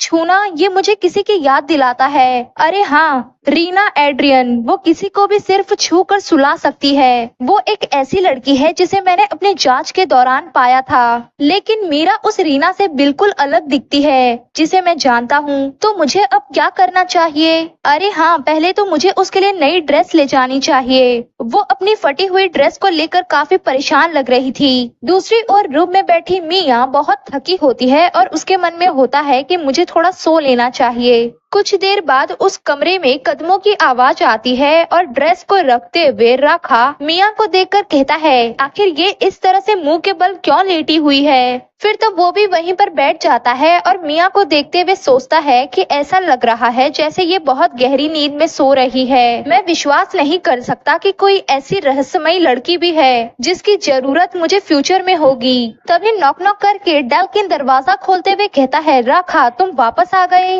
राखा कहता है डैल्किन, क्या प्रीस्ट ने कुछ अजीब किया? डैल्किन कहता है बिल्कुल नहीं, वो अभी सोई थी। राखा कंटिन्यू करता है कि क्या आयशा अब भी परेशान है? डैल्किन कहता है हाँ, तुम तो जानते हो ना कि वो कितनी जिद्दी है। ठीक इसी समय अचानक से दरवाजा बंद हो जाता है। डैल्किन सोचने लगता है कि अचानक दरवाजा बंद क्यों हो गया। रुको, क्या राखा ने प्रीस्ट की रक्षा के लिए इसे किया? फिर तो वो खुश हो जाता है कि मैं जानता था, राखा सच में उसे पसंद करता है। इधर राखा को तो कुछ समझ ही नहीं आ रहा होता है और वो कहता है तुम क्या कर रहे हो? डैल्किन जमाई लेते हुए कहता है कुछ भी नहीं। राखा कहता है हम कल सुबह वापस जा रहे हैं। डैल्किन कहता है ठीक है, मैं अब अपने कमरे में सोने जा रहा हूँ, मुझे भी नींद आ रही है। रूम से बाहर जाकर डैल्किन मन ही मन कहता है मैंने पहले ही इसे बुक्स में पढ़ा था कि कपल्स को उनके रिश्ते की शुरुआत में थोड़ी स्पेस देनी चाहिए। राखा लवली टाइम बिताओ। नेक्स्ट सीन में रात हो चुकी होती है और मिया झटके से उठते हुए कहती है क्या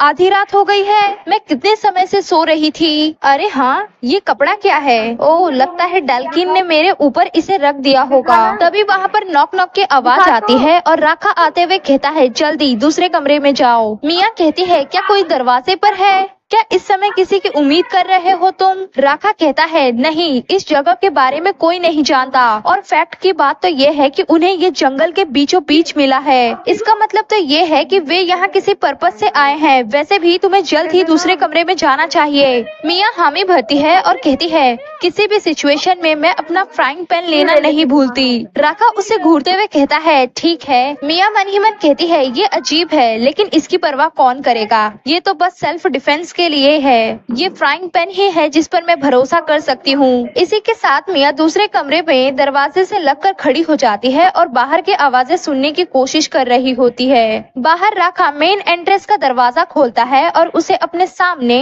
एम्परर के केनाइट्स दिखते हैं, जिनमें से एक कहता है नमस्ते सर, आपको इतनी सुबह सुबह परेशान करने के लिए माफी चाहता हूँ। राखा कहता है अगर तुम सच में माफी मांगना चाहते हो तो जल्दी से इस जगह को छोड़ दो और अगर तुम्हारा कोई काम नहीं है तो चलो मैं चलता हूँ, अलविदा। इतने में ही के नाइट्स कहते हैं, ड्यूक हमारे पास आपके लिए एक क्वेश्चन है। क्या आपने सुनहरे बालों के साथ नीली आंखों वाली लड़की को यहाँ देखा है? ये सुनकर राखा शॉक हो जाता है और अंदर मिया भी, क्योंकि जाहिर है ये के नाइट्स हमारी मिया को ही ढूंढ रहे हैं और उसके ही है सुनहरे बाल, नीली आंखें। राखा बाहर कहता है, नहीं मैंने नहीं देखा। के नाइट्स कहते हैं, क्या आप जांच करने की इजाजत देंगे? राखा कहता है, क्या तुम लोग बिना किसी परमिट के मेरे घर की जांच करने जा रहे हो? नाइट्स कहते हैं, क्या परमिट? क्या आपके लिए ये लेटर काफी रहेगा? तो प्लीज हमें इस पल के लिए माफ करें। इसी के साथ के नाइट्स अंदर घुस जाते हैं और आसपास की जगहों को देखने लगते हैं। अंदर मिया भी तैयार होती है कि एक शॉट में मार डालूंगी, गलती की कोई गुंजाइश ही नहीं। के नाइट्स हर तरफ जांच कर रहे होते हैं और एक रूम की ओर बढ़ते हुए कहते हैं, ये कमरा, इसे खोलकर देखते हैं। राखा कहता है, ये मेरे भाई बहनों का कमरा है और वो थोड़े क्रूर हैं। तभी डल्किन और आयशा दोनों ही चिल्लाने लगते हैं कि तुम लोग खुद को क्या समझते हो? तुम्हारी हिम्मत कैसे हुई हमारे कमरे में घुसने की? दोनों जुड़वा बच्चों की के नाइट से बहस सुनते हुए मिया मन ही मन कहती है, शायद मैं इनके भरोसे उन लोगों को छोड़ सकती हूँ। नहीं, बेहतर ये होगा कि कम से कम मैं खुद को कवर करके नीचे कहीं छुप जाऊँ। मिया खुद को सफेद कपड़े से कवर कर लेती है और मन ही मन सोचने लगती है, लेकिन डल्किन, मेरा एंजल एकमात्र वही था जिसने मेरा पक्ष लिया। बाहर के नाइट्स ने डल्किन को पकड़ लिया होता है कि चुप हो जाओ, तुम्हें क्या लगता है कि तुम ऐसे किसी काट रहे हो? मैं तुमसे अच्छी तरह से बिहेव कर रहा हूँ, तो रुक जाओ, समझे तुम? अचानक से उसी के नाइट के सर पे फ्राइंग पैन मारते हुए मिया आ जाती है कि उसे छोड़ दो। एक शॉट में ही के नाइट तो बेहोश हो चुका होता है और मिया मन ही मन सोचती है कि क्या मैंने किसी इंसान को मारा? उतने में ही डल्किन कहता है, ओ भाभी आप कितनी अच्छी हैं। आयशा, जिसने कि बाकियों को ठिकाने लगा दिया होता है, वो कहती है, मैंने उसे काम पर रख लिया है। ये दोनों भाई बहन तो बहुत ज्यादा खुश होते हैं कि ये पृष्ठ बहुत कमाल की है और अब ये हमारे लिए काम करेगी। ये सब देख रहा राखा मिया के पास आकर कहता है, चलो फिर, इससे पहले कि सारे बदमाश के नाइट्स जाग जाए, हमें यहाँ से चले जाना चाहिए। मिया भी हामी भरती है और सुबह होने से पहले वे लोग कैरेज में बैठकर निकल पड़ते हैं। आयशा कहती है, तुमने फ्राइंग पैन को हथियार के रूप में यूज करने के बारे में कैसे सोचा? डल्किन भी कहता है, हाँ ये बहुत अच्छा आइडिया था। मिया, जो कि राखा के लायक कपड़े पहन चुकी होती है, वो कहती है, दरअसल मैंने पहली बार इसके बारे में सोचा। डल्किन कहता है, जैसे ही आपने फ्राइंग पैन से उस नाइट को मारा, मुझे तो ये लगा जैसे कि आप किसी हिस्ट्री की बुक की हीरोइन हैं। अचानक राखा कहता है, लेकिन इंपीरियल के नाइट्स तुम्हारी तलाश क्यों कर रहे हैं? मिया की तो फट जाती है, वो मुझे ढूंढ रहे हैं। राखा कहता है, हाँ, उन्होंने कहा कि सुनहरे बाल और नीली आंखों वाली एक लड़की। तुरंत ही मिया कहती है, ओ ऐसा है क्या? ये जरूर एक संयोग है। मिया की साइड लेते हुए आयशा कहती है, राखा उसे डराओ मत। डल्किन भी कहता है, हाँ आयशा सही है, उसने फ्राइंग पैन से हमें बचाने की कोशिश की। मिया तो खुश हो जाती है कि ओ ये बच्चे, लेकिन तभी आयशा कंटिन्यू करते हुए कहती है, नेवर माइंड, मेरे भाई से शादी मत करो, मैं तुम्हारे साथ अच्छे से बिहेव करूंगी, इसीलिए उसके बजाय मेरी बनो। मिया तो परेशान हो जाती है कि अरे ये किस बारे में बात कर रही है, लेकिन आयशा तो खुशी से डल्किन से कहती है, देखा मैंने कितनी बढ़िया लाइन कही। डल्किन कहता है, बिल्कुल भी नहीं, इस दुनिया में आखिर वो तुम्हारी क्यों होगी? आयशा कहती है, क्योंकि मैंने उसे काम पर रख लिया है तो वो मेरी है। ये सब सुनते हुए परेशान मिया मुस्कुरा रही होती है और अचानक आयशा उससे पूछते हुए कहती है, प्रीस्ट तुम मेरी हो ना? मिया कहती है, सिर्फ इसलिए कि तुमने मुझे काम पर रखा है इसका मतलब ये नहीं होता कि मैं तुम्हारी हूँ। आयशा इविल वे में कहती है, नहीं तुम मेरी हो, तुम राखा की नहीं हो, तुम मेरी हो और मेरा जो है वो मुझसे कभी छीना नहीं जाएगा। तभी राखा कहता है, आयशा जो तुम्हारा है उसकी रक्षा करना एक ग्रेट एटीट्यूड है, लेकिन तुम ये जान लो कि तुम किसके खिलाफ हो। हम किसे जॉब पर रखेंगे इसका अधिकार मेरे पास है। आयशा कहती है, लेकिन फिर भी पहले सुझाव मेरा था कि इस प्रीस्ट को काम पर रखते हैं, इसीलिए वो मेरी है। ये सब देखते हुए बेचारी मिया मन ही मन सोच रही होती है कि मैं इसी पल इस कैरेज से बाहर कूदा। हम देखते हैं दरवाजा खुलता है और राखा रूम के अंदर आते हुए सोच रहा होता है कि कोई ऐसी लड़की जिसकी तलाश इंपीरियल फैमिली कर रही है। ये तो क्लियर है कि ये उसकी शक्ति के कारण ही है, उसकी शक्तियाँ जो कि शाकिर के फ्लावर जितनी ही इफेक्टिव हैं। मैं बिना लड़े उसे नहीं खो सकता, खास करके अब जबकि शाकिर के फ्लावर्स भी अवेलेबल नहीं हैं। उसके बाद तो राखा कॉन्ट्रैक्ट लिखने लगता है और ठीक इसी समय राखा का असिस्टेंट रूम में आते हुए कहता है, मुझे माफ करें, मैं देरी से आया। राखा कहता है, ऐसा लगता है कि जब मैं दूर था तो तुम काफी ढीले हो गए थे। असिस्टेंट कहता है, मुझे माफ कीजिए, मैं हमेशा ही उतना ही सतर्क रहता हूँ जितना कि तब था जब मैंने आपके लिए काम करना शुरू किया था। राखा कहता है, तो फिर क्या हम चेक करें? इंपीरियल फैमिली के संबंध में सबसे ताज़ा खबर क्या है? असिस्टेंट कहता है, ये इंपीरियल फैमिली के बारे में नहीं है, बल्कि कल से हर कोई इस बात पर चर्चा कर रहा है कि कैसे टेरिटस के टेम्पल में ईश्वर का एक बच्चा प्रकट हुआ है। मुझे लगता है कि उसका नाम मिया था। राखा कहता है, उसमें ऐसी कौन सी शक्ति है कि लोग उसे ईश्वर की संतान कह रहे हैं? असिस्टेंट अपना सर खुजलाते हुए कहता है, मुझे इस पर जाँच करने का मौका दे। राखा कहता है, तो जाओ और पता लगाओ। अब जबकि तुम वो काम करने जा रहे हो तो ये भी देखो कि मैं जिस लड़की को हमारे हाउस में लाया हूँ वो कौन है। ये श्योर करो कि तुम उसके बारे में अच्छे से जानकारी निकाल लो, ठीक है? बेचारा असिस्टेंट रोते हुए कहता है, ओके लॉर्ड, मुझसे कितना ज्यादा काम करवाते हैं। असिस्टेंट जा ही रहा होता है कि तभी राखा कहता है, और एक बात, उस लड़की से कहो कि वो अभी यहाँ आए। असिस्टेंट के जाने के बाद राखा सोचने लगता है कि क्या ये कॉन्ट्रैक्ट सही होगा, और मैं कुछ और जरूरी बात जोड़ना भूल गया। सैलरी होगी 1500 कॉइन्स और एम्प्लॉय को हर रात अपने एम्प्लॉयर के साथ सोना होगा। नेक्स्ट सीन में हम देखते हैं मिया वहाँ पर आ चुकी होती है और कॉन्ट्रैक्ट को पढ़ते हुए मन ही मन खुश होती है कि क्या 1500 कॉइन्स, ये मुझे क्या समझता है जो इतना सारा पैसा दे रहा है। तभी राखा कहता है, क्या बात है, तुम्हारी सैलरी बहुत कम है? मिया कहती है, नहीं नहीं, लेकिन तुम इतने ज्यादा उदार क्यों बन रहे हो? राखा कहता है, तुमने कॉन्ट्रैक्ट्स की सभी कंडीशन को पढ़ा है ना? मिया कहती है, कंडीशन? फिर तो मिया पढ़ने लगती है कि इसमें लिखा है कि मुझे खाने और रहने के लिए जगह दी जाएगी और ये मुझे नहीं मारेगा, इसके साथ ही मुझे 1500 कॉइन्स सैलरी मिलेगी। वेट, ये क्या है? ये लास्ट पार्ट में क्या लिखा है? इसका क्या मतलब है? राखा कहता है, बस यही तो कहा गया है। मिया कहती है, क्या तुम क्या कहना चाहते हो कि क्या हमें एक साथ सोना पड़ेगा? साथ ही मिया मन ही मन कहती है, वो भी हर रात? कतई नहीं। उसके बाद तो मिया शर्माते हुए वहाँ से भागने लगती है और राखा उसे रोकते हुए कहता है, ओ मैंने यही लिखा है, मैं एक और बात भूल गया। मिया कहती है, मुझे जुड़वा बच्चों की देखभाल के लिए काम पर रखा गया था, तो तुम? राखा कहता है, हाँ मैं जानता हूँ। मिया कहती है, सच में? तो फिर क्या तुम्हें ये पता नहीं होना चाहिए कि लास्ट वाली कंडीशन उससे भिन्न है जिस पर कि हम सहमत हुए थे?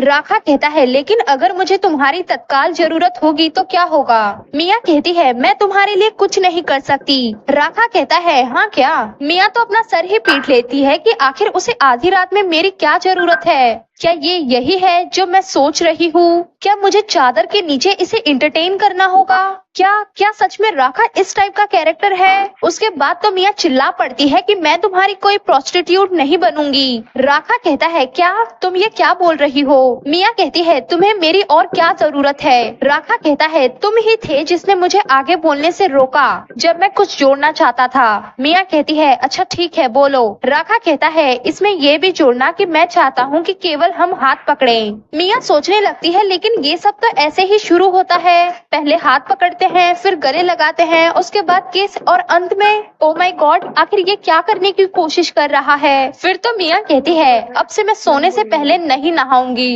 इसके अलावा मैं अपने बाल वीक में केवल एक बार ही धोऊंगी। राखा हैरान होता है कि क्या? वेल, मैं तुम्हारी चॉइस की रिस्पेक्ट करूंगा। मिया तो गुस्से से चिढ़ जाती है और कहती है, मैं तुम्हें ये सब बता रही हूँ, मेरी नींद में आदतें बहुत खराब हैं, मैं लात मारती हूँ, चिल्लाती हूँ, खर्राटे लेती हूँ, और इतना ही नहीं, मैं तो दांत भी पीसती हूँ। ओके ठीक है, इसके अलावा मैं सोते समय थूकती भी हूँ। साथ ही मिया मन ही मन सोच रही होती है कि क्या अब भी तुम मेरे साथ सोओगे? ये भयानक है ना? अब आगे बढ़ो और इस आखिरी कंडीशन को हटाओ। लेकिन राखा तो बहुत गहराई से सोचते हुए कहता है, ये तो बहुत गंभीर बात है। मिया तुरंत ही कहती है, हाँ तुम सही हो, मुझे डर है कि मैं तुम्हारी नींद खराब कर दूंगी, इसीलिए इस लास्ट वाली कंडीशन को हटा दो। राखा कहता है, लेकिन मुझे लगता है कि मेरे पास कोई और चॉइस नहीं है। मिया के तो हाथ ही कांपने लगते हैं कि क्या ऐसा क्यों हो रहा है? राखा कंटिन्यू करते हुए कहता है, मुझे तुम्हारी वो शक्ति चाहिए जो तुम छुपा रही हो। ऐसा लगता है कि तुम्हारे अंदर लोगों को असमर्थ करने की एबिलिटी है। तुम लोगों को शांत कर सकती हो और उन्हें सुला सकती हो। मिया कांपते हुए मन ही मन सोच रही होती है कि क्या ये जान गया है कि मैं हूँ कौन, लेकिन मैं टेम्पल वापस नहीं जा सकती। उसके बाद तो मिया कहती है, अच्छा लेकिन मेरी एक कंडीशन है, अगर तुम एक बार भी मेरा हाथ थामने से आगे बढ़े तो कॉन्ट्रैक्ट का ये भाग शून्य हो जाएगा।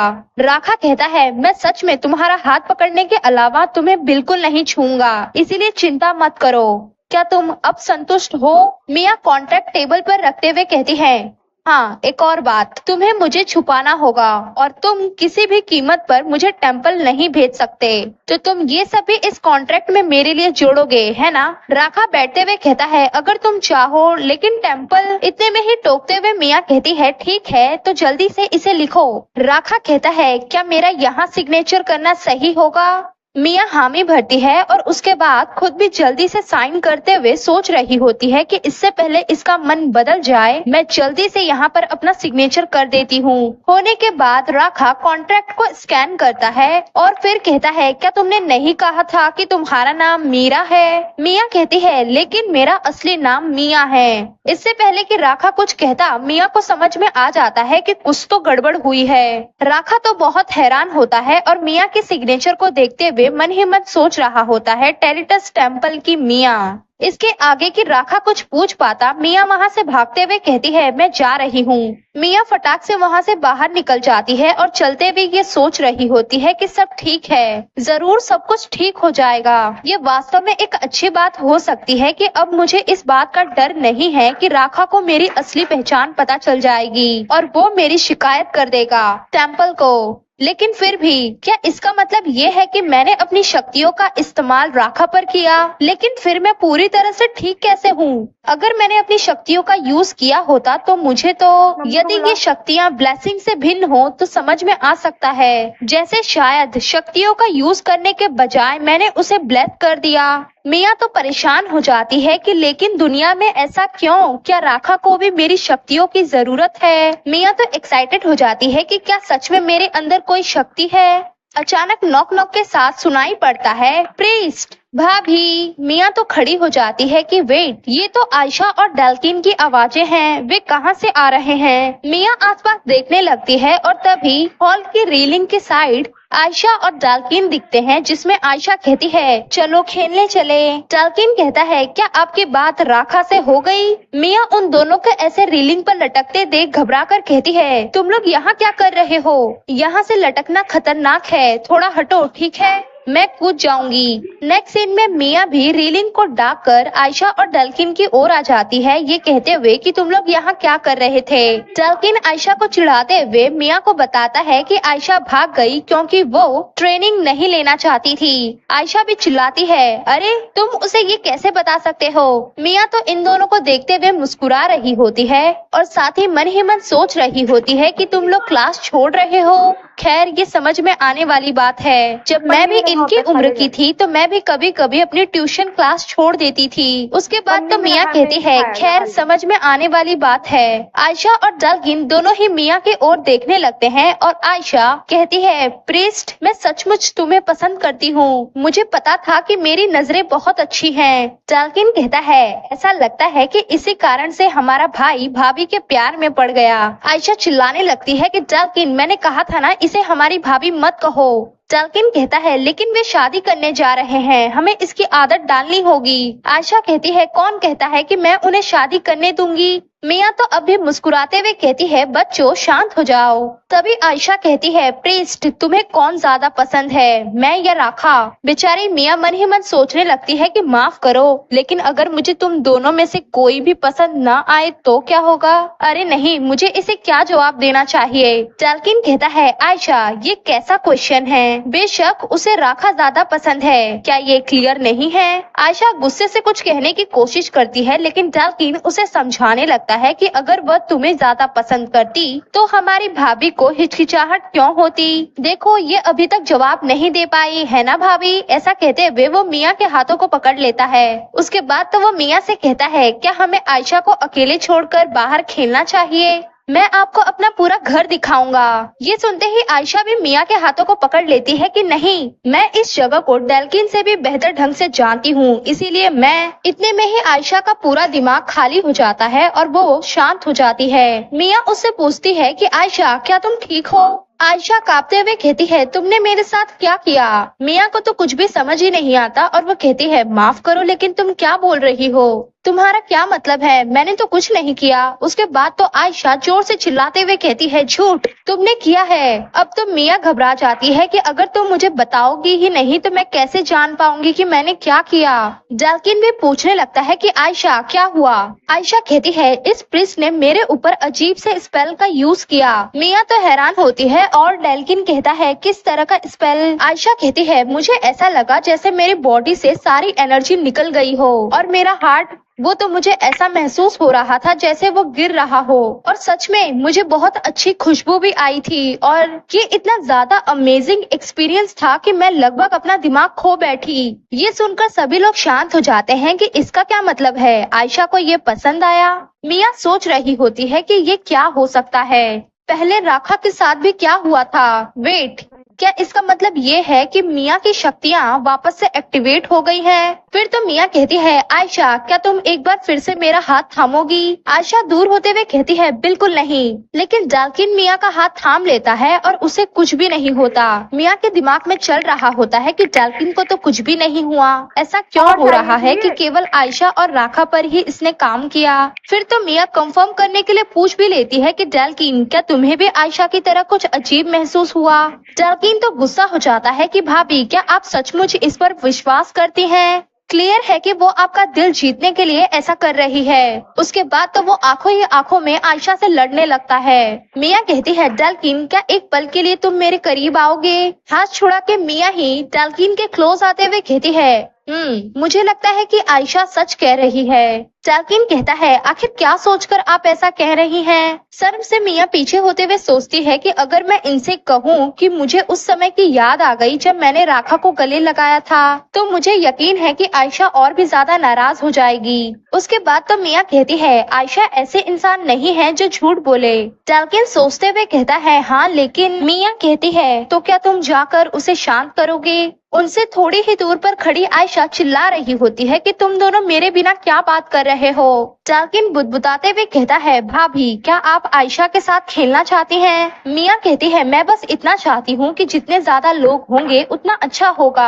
डेल्किन भी मान जाता है कि ठीक है, जैसा आप कहेंगे वैसा ही करूँगा भाभी। मिया भी खुश हो जाती है और डेल्किन के सर को सहलाते हुए कहती है, ओ तुम कितने अच्छे बच्चे हो डेल्किन। उसके बाद तो डेल्किन आयशा के पास जाकर उसे मनाते हुए कहता है, सुनो आयशा, अगर तुम्हें हमारी भाभी पसंद है तो तुम्हें ऐसा बिहेव नहीं करना चाहिए। आयशा भी चिल्लाने लगती है कि लेकिन सचमुच मुझे अजीब लगा था। डेल्किन कहता है, लेकिन क्या उसने जो कुछ भी किया वो इतना भयानक था? आयशा सोचते हुए कहती है, नहीं, असल में तो वो अच्छा था। डेल्किन कहता है, तो फिर तुम अब भी इस बारे में अगर हंगामा करती रहोगी तो शायद ये सचमुच राखा से शादी कर लेगी। आयशा चिल्लाते हुए कहती है, नहीं, प्रीस्ट और राखा की शादी नहीं हो सकती, मैं इसकी इजाजत नहीं दूंगी। डेल्किन कहता है, चलो भी, अब बस तुम्हें ये देखना होगा कि कहीं राखा उसे भगा न दे। उसके बाद तो आयशा मिया के पास जाते हुए कहती है, अब जबकि मैं इसके बारे में सोच रही हूँ तो मुझे लगता है कि तुमने मुझ पर जो भी स्पेल किया था वो तो अच्छा था, मैंने ही बस जरूरत से ज्यादा रिएक्ट कर दिया। ये सोचते हुए कि मुझे नहीं पता था कि आयशा की ऐसी साइड भी है। मिया कहती है, आयशा, तुम मुझे अपना घर कब दिखाओगी? मुझे उम्मीद थी कि तुम ये जल्द ही करोगी, अब तो मेरे पैरों में दर्द भी होने लगा है। आयशा कहती है, ओ ठीक, हम ऐसा नहीं होने दे सकते, तो चलो चलते हैं। मिया कहती है, तो फिर क्या हमें इस तरफ जाना चाहिए? डेल्किन कहता है, भाभी, हमें पहले इस तरफ जाना होगा, अगर हम उस तरफ गए तो मुसीबत में पड़ जाएंगे। मिया भी अपने इशारे की हुई जगह से ब्लैक फॉग आते हुए देखकर सोच रही होती है कि सच में मैं कितनी बदकिस्मत हूँ। तभी आयशा मिया के ड्रेस को खींचते हुए कहती है, क्या मैं आपका हाथ पकड़ सकती हूँ? यहाँ तक कि आपकी एक उंगली भी ठीक रहेगी। मिया हैरान होती है और अपनी उंगली आयशा को पकड़ने देते हुए सोचती है कि मुझे हैरानी है कि इस बार क्या होने वाला है। आयशा कहती है, ये पहले से बेहतर है। ये सुनकर मिया सोचने लगती है कि क्या कांटेक्ट का एरिया अगर छोटा हो तो इफेक्ट ज्यादा नहीं होता। मिया का ध्यान खींचते हुए आयशा कहती है, प्रीस्ट, क्या मैं आपको आपके नाम से बुलाऊं? क्या ये ठीक? नेक्स्ट सीन में हम देखते हैं मिया अपने बेडरूम में अपने बेड पर लेटी होती है और मन ही मन कहती है मैं बहुत थक गई हूँ। ये घर इतना बड़ा है कि वापस आने में ही काफी समय लग गया, लेकिन उन जुड़वा बच्चों का बिहेव इस बार अच्छा था। 1500 कॉइन्स, ये तो बिल्कुल सपनों जैसी जॉब है। ओए होए, मेरा टारगेट तो 6000 कॉइन्स है, इसीलिए मुझे 4 महीने तक लगातार अपनी ये जॉब जारी रखनी होगी, फिर मैं छोड़ सकती हूँ। और तभी मिया को अपने बेड के नीचे से कुछ डरावनी सी आवाज सुनाई देती है। मिया चौंक कर उठ जाती है और कहती है ये शोर कैसा था? मुझे लगता है कि ये बेड के नीचे से था। मिया को अपने बेड के नीचे 2 चमकती आंखें दिखती है, जिससे वो घबरा कर चिल्ला पड़ती है। इतने में ही कोई कहता है चुप रहो, और ठीक तभी एक नाइट अंदर आते हुए कहता है मिस, क्या गलत है? अपने बेड पर बैठी मिया अजीब तरीके से हंसते हुए कहती है मैं बिस्तर से गिरते गिरते बची थी, इसलिए चिल्ला पड़ी। नाइट कहता है ओह मैं समझ गया, कृपया सावधान रहे मिस। उस नाइट के जाने के बाद मिया कहती है तुम पिग। बेड के नीचे से एक रकून निकलते हुए कहता है अरे मैं एक रकून हूँ। मिया कहती है टेरिटस, तुम एक रकून के रूप में क्यों हो? गॉड, टेरिटस कहते हैं मैंने एक सुंदर जानवर बनने का निर्णय लिया, इस बारे में तुम क्या सोचती हो? मिया भी बेड का सहारा लेकर बैठ जाती है और कहती है तुम सुंदर हो लेकिन बहुत गंदे हो। टेरिटस कहते हैं मैंने सोचा था कि तुम्हें मेरा ये रूप बहुत पसंद आएगा क्योंकि मैं क्यूट और सुंदर हूँ। मुझे नहीं पता था कि तुम ऐसा कहोगी। मिया कहती है भले ही तुम सुंदर और क्यूट हो, लेकिन ये फैक्ट नहीं बदलेगा कि तुम गंदे हो। खैर तुम यहाँ क्यों आए हो? टेरिटस कहते हैं मैं तुम्हारी शक्तियों के बारे में तुम्हें बताने आया हूँ। मिया एक्साइटेड होते हुए कहती है बहुत बढ़िया, तो चलो मुझे बताओ। टेरिटस कहते हैं मैं जो कहने वाला हूँ वो बहुत इम्पोर्टेंट है। मिया तो चुपचाप टेरिटस को घूरने लगती है और बेचारे टेरिटस भी घबरा रहे होते हैं कि इसके दिमाग में क्या चल रहा है। टेरिटस आगे कंटिन्यू करते हुए कहते हैं लेकिन फर्श काफी कठोर है, तो चलो बिस्तर पर बात करते हैं। मिया टेरिटस को बेड से दूर करते हुए कहती है बिल्कुल नहीं, तुम्हें क्या लगता है तुम अपने गंदे पंजे कहाँ रखने जा रहे हो? अचानक इस एक्शन से टेरिटस दूर घिसड़कर गिर जाते हैं, जिसे देख मिया कहती है अरे क्या तुम ठीक तो हो? फिर तो वो फटाक से टेरिटस को उठा लेती है और कहती है मेरा इरादा तुम्हें चोट पहुँचाने का नहीं था, क्या तुम्हें कहीं चोट लग गई है? रकून टेरिटस उदास होते हुए कहते हैं नहीं, लेकिन फिर वो कांपते हुए रोने लगते हैं कि मैं इस रूप में कभी नहीं आऊंगा। मिया रकून टेरिटस को गले लगाते हुए कहती है ओ मुझे माफ कर दो, नाराज मत हो, ठीक है? टेरिटस कहते हैं मैं पागल नहीं हूँ जो तुम्हें इतना आसानी से जाने दूं। मिया कहती है ठीक है, तो क्या ऐसा कोई तरीका नहीं है जिससे गॉड टेरिटस नाराज ना हो? ये सुनकर तो टेरिटस दूर होते हुए कहते हैं ये हुई ना बात, चलो वापस मुद्दे पर आते हैं। इन दिनों तुम कुछ अजीब घटना का अनुभव कर रही हो, क्या मैं सही हूँ? मिया कहती है हाँ तुम सही हो। टेरिटस कंटिन्यू करते हुए कहते हैं तो ठीक है, मैं पहले तुम्हें कंक्लूजन बताऊंगा। ऐसा इसलिए हो रहा है क्योंकि तुमने अभी तक किसी भी चीज को ब्लेसिंग नहीं दी। मैंने शाकिर के फ्लावर के एसेंस को बढ़ाया और तुम्हारी शक्तियों को ट्रांसफॉर्म किया। मिया मन ही मन सोचने लगती है कि कौन जानता था कि मेरी शक्तियों का सचमुच शाकिर के फ्लावर से संबंध है। मिया क्वेश्चन करते हुए कहती है लेकिन ऐसा सिर्फ इसलिए हो रहा है क्योंकि मैंने किसी को ब्लेसिंग नहीं दी। टेरिटस कहते हैं शाकिर का फ्लावर, अगर इसकी छोटी सी भी खुराक ली जाए तो लोगों को शांत कर सकते हैं। हालांकि इसकी बहुत ज्यादा मात्रा उत्तेजना के समान हो सकती है। सरल शब्दों में कहें तो इसका इफेक्ट लव पोर्शन पीने के जैसा है। तुरंत समझते हुए मिया कहती है क्या एक लव पोर्शन? टेरिटस कहते हैं हाँ, ऐसा इसलिए है क्योंकि तुमने अपनी शक्तियाँ जागृत होने के बाद भी किसी को भी ब्लेसिंग नहीं किया, इसीलिए तुम्हारी शक्तियाँ केवल फिजिकल टच से ही इफेक्टिव हो गई हैं। मिया शर्माते हुए चिल्ला पड़ती है कि तुम मुझे अभी ये सब क्यों बता रहे हो? टेरिटस निराश होते हुए कहते हैं दरअसल मैं यहाँ पर भाग कर आया हूँ। जैसे ही मैंने ये सुना कि तुमने एक कॉन्ट्रैक्ट साइन किया है जिसमें ये कहा गया है कि तुम्हें उस आदमी के साथ सोना होगा, मैं तुरंत ही यहाँ तुम्हारे पास आ गया। मिया तो अब भी चिल्लाते हुए कहती है इसीलिए तो तुम्हें मुझे ये सब पहले बता देना चाहिए था। मिया मन ही मन कहती है लेकिन अगर मुझे ये सब पता होता तो मैं कभी भी राखा की वो शर्तें एक्सेप्ट नहीं करती। टेरिटस कंटिन्यू करते हुए कहते हैं अगर तुम्हें इन सब से छुटकारा पाना है तो बस किसी को ब्लेसिंग देना होगा। उसके बाद इतने में ही मिया रकून का गला पकड़ लेती है, टेरिटस को पकड़ लेती है और बहुत ही डरावने वे में कहती है दोबारा कहना। टेरिटस घबराते हुए कहते हैं मुझे जाने दो।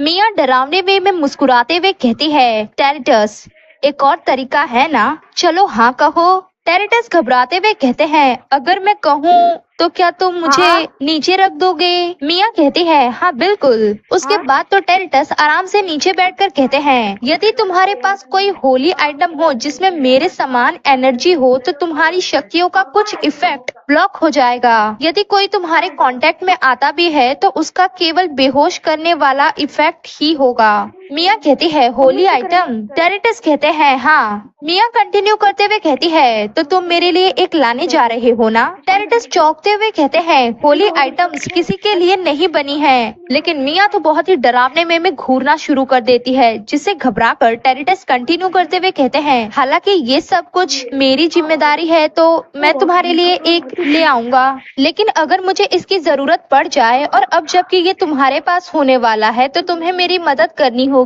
मिया कहती है, हाँ बिल्कुल। साथ ही उसके दिमाग में होता है कि वैसे भी मैं इस होली आइटम को केवल 4 महीने तक ही अपने पास रखूंगी। टेरिटस कहते हैं, ठीक है, तो फिर मैं जाकर एक ढूंढूंगा और तुरंत तुम्हारे पास आऊंगा, तो क्या अभी मैं जा सकता हूँ? मिया उसे रोकते हुए कहती है, अगर मैं किसी को टच कर लूँ और अपनी शक्तियों का यूज भी कर दूं, तो क्या इससे मेरी बॉडी पर कोई साइड इफेक्ट पड़ेगा या फिर नहीं? टेरिटस कहते हैं, नहीं, जिस प्रॉब्लम के बारे में तुम चिंता कर रही हो वो तब ही होगा जब तुम अपनी शक्तियों को ब्लेसिंग की तरह ट्रांसफर करोगी। ये सुनते ही मिया सोचती है कि ओ, ये कितनी राहत की बात है, मेरा अंदाजा सही था। तो फिर क्या ऐसे लोग भी हैं जिन पर मेरी शक्तियों का कोई भी इफेक्ट नहीं होता? टेरिटस कहते हैं, ये नॉर्मल इंसानों पर बिल्कुल भी इफेक्टिव नहीं होगा।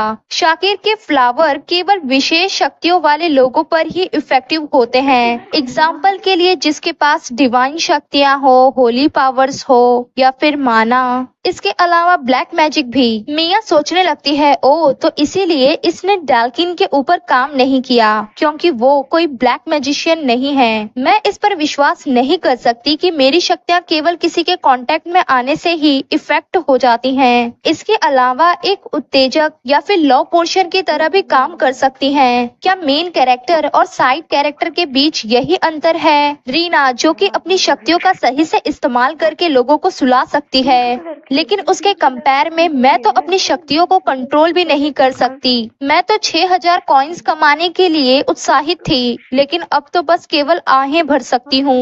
मैं बहुत थक चुकी हूँ, मेरा मन, मेरा शरीर सब कुछ थक चुका है। बेड पर लेटी मिया अपने चद्दर को जकड़ते हुए कहती है, ठीक है, अभी पछताने से कुछ भी नहीं बदलेगा। अगर मैंने कुछ नहीं किया तो मैं कुछ भी नहीं बदल पाऊंगी। अभी अपनी सिचुएशन को नकारते हुए जीने की बजाय बेहतर ये होगा कि अभी मैं एडजस्ट हो जाऊं और आगे बढ़ूं। मैं अपना काम बहुत बढ़िया तरीके से कर रही हूँ। मैं इस समस्या से बहुत अच्छी तरह से निपट रही हूँ। मुझे कल से राखा के साथ सोना है, तो मुझे जल्दी से कोई प्लान बनाना होगा। इसी के साथ मिया की आंख लग जाती है। कुछ देर बाद मेड मिया को पुकारते हुए कहती है, मिस। ये सुन मिया चौंकते हुए उठकर बैठ जाती है कि तुम कौन हो? वो मेड कहती है, मेरा नाम रीता है, मैं यहाँ काम करती हूँ। मिया कहती है, ओ, तो तुम यहाँ क्यों आई हो? मेड रीता कहती है, दरअसल मास्टर ने आपको बुलाया है। मिया कहती है, किसने बुलाया? मेड कहती है, मास्टर ने आपको बुलाया है मिस।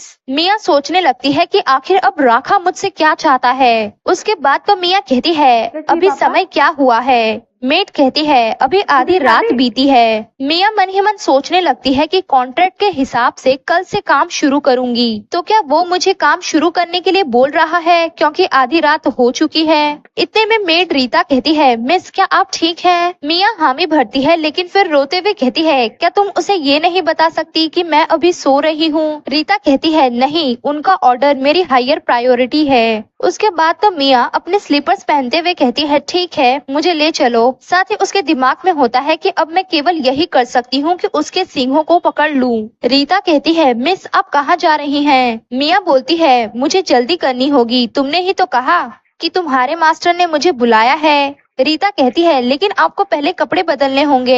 ये ड्रेस देखिए, मैंने खास तौर से आपके लिए तैयार की है। मिया वो ड्रेस पकड़ते हुए कहती है, क्या तुम ये चाहती हो कि मैं ये पहनूं? लेकिन मुझे लगता है कि तुम्हारे मास्टर ने मुझे इस तरह की बात के लिए नहीं बुलाया। रीता हंसते हुए कहती है, आपको मेरे सामने शर्मिंदा होने की जरूरत नहीं है मिस। मिया कहती है, रीता, क्या तुम्हारे मास्टर ने ये कहा कि मेरे बिना नहाए भी वहाँ जाना ठीक है? रीता हंसते हुए कहती है, आप सही है मिस, उन्होंने ऐसा ऐसा ही कहा था। उन्होंने कहा कि आपको नहलाने की जरूरत नहीं है, ये हमारे साथ सोने में बाधा बनेगा। और उन्होंने मुझे कहा कि मुझे खास तौर से आपका ध्यान रखना चाहिए क्योंकि आप अपनी पहली रात को लेकर बहुत घबराई हुई होंगी। ये सुनकर मुझे एहसास हुआ कि इस घर की नौकरानी के रूप में मुझे एक बहुत ही इम्पोर्टेंट कार्य दिया गया है। ये सुनकर मिया मन ही मन सोचने लगती है कि मुझे नहीं लगता कि इसके आगे मैं जो कुछ भी कहूंगी उससे गलतफहमी सुलझ जाएगी। नेक्स्ट सीन में हम देखते हैं राखा के बेडरूम का दरवाजा खुलता है और अंदर मिया आती है। उसे देखते ही राखा कहता है, तो तुम आ गई, वहाँ क्यों खड़ी हो, चलो अंदर आओ। मिया शर्माते हुए सोच रही होती है कि मैं अब क्या करूँ। अब मैं इस बारे में सोच रही हूँ तो पता चल रहा है कि मेरी प्रॉब्लम तो बहुत बड़ी है। शाकिर का फ्लावर लोगों को शांत कर सकता है अगर इसकी एक छोटी सी खुराक ली जाए तो। हालांकि इसकी मात्रा ज्यादा होने पर इफेक्ट उत्तेजक के समान हो सकता है। फिर तो वो इमेजिन करने लगती है और साथ ही साथ बहुत ज्यादा ब्लश भी। लेकिन फिर वो सोचने लगती है कि मुझे किसी भी तरह से इसके कांटेक्ट में आने से बचना होगा जब तक कि टेरिटस मेरे लिए वो होली आइटम ना ले आता। तभी राखा कहता है, क्या हुआ, क्या तुम्हें कोई प्रॉब्लम है? मिया कहती है, नहीं नहीं। राखा अपने बेड पर बैठते हुए कहता है, अगर ऐसा ही है तो क्यों ना तुम अपना ये रोब उतार कर यहाँ लेट जाओ। मिया घबराते हुए कहती है, मेरा रोब, ऐसा क्यों? राखा कहता है, क्या तुम्हें ठंडी लग रही है? मिया कहती है, नहीं। राखा कहता है, लेकिन यहाँ तो बहुत गर्मी है। फिर तो मिया कहने लगती है कि हाँ, मुझे ठंड लग रही है। साथ ही मिया शर्माते हुए मन ही मन कहती है, मैं इस मोटे रोब को पहने रखूंगी क्योंकि मैं उसे नाइट गाउन नहीं दिखाना चाहती। तभी राखा कहता है, कहीं तुम अपने कपड़ों के नीचे कुछ छुपा तो नहीं रही हो ना? मिया सोचने लगती है कि ये कमीना विलन ही है। उसके बाद तो वो बैठ जाती है कि नहीं, मैं भला ऐसा क्यों करूंगी। राखा कहता है, अब तक तुमने जो कुछ भी किया है उसको देखते हुए इसकी संभावना बहुत ज्यादा है कि तुमने कुछ छुपाया होगा। मिया गिल्टी महसूस करने लगती है क्योंकि उसने पहले राखा के सर को जमीन पर पटक कर उसे बेहोश किया था और उसके बाद फ्राइंग पैन से एम्परर के नाइट पर अटैक भी किया। उसके बाद तो मिया कहती है, ठीक है, ये सच है, लेकिन ये जानते हुए कि तब मेरे पास कोई और चॉइस नहीं थी। असल में तो वो सब एक एक्सीडेंट था। राखा कहता है, हाँ, ऐसा कैसे हो सकता है कि गॉड की संतान कहलाने वाला इंसान इतना दुष्टतापूर्ण काम करे? ये सोचते हुए कि क्या तुम मेरा मजाक उड़ा रहे हो? मिया कहती है, मुझे माफ करो। राखा कहता है, माफी मांगने की जरूरत नहीं है। वैसे मुझे नहीं मालूम कि तुम टेम्पल से क्यों भागी, लेकिन अगर मैं तुम्हारी जगह होता तो मैं भी छिपने की कोशिश करता।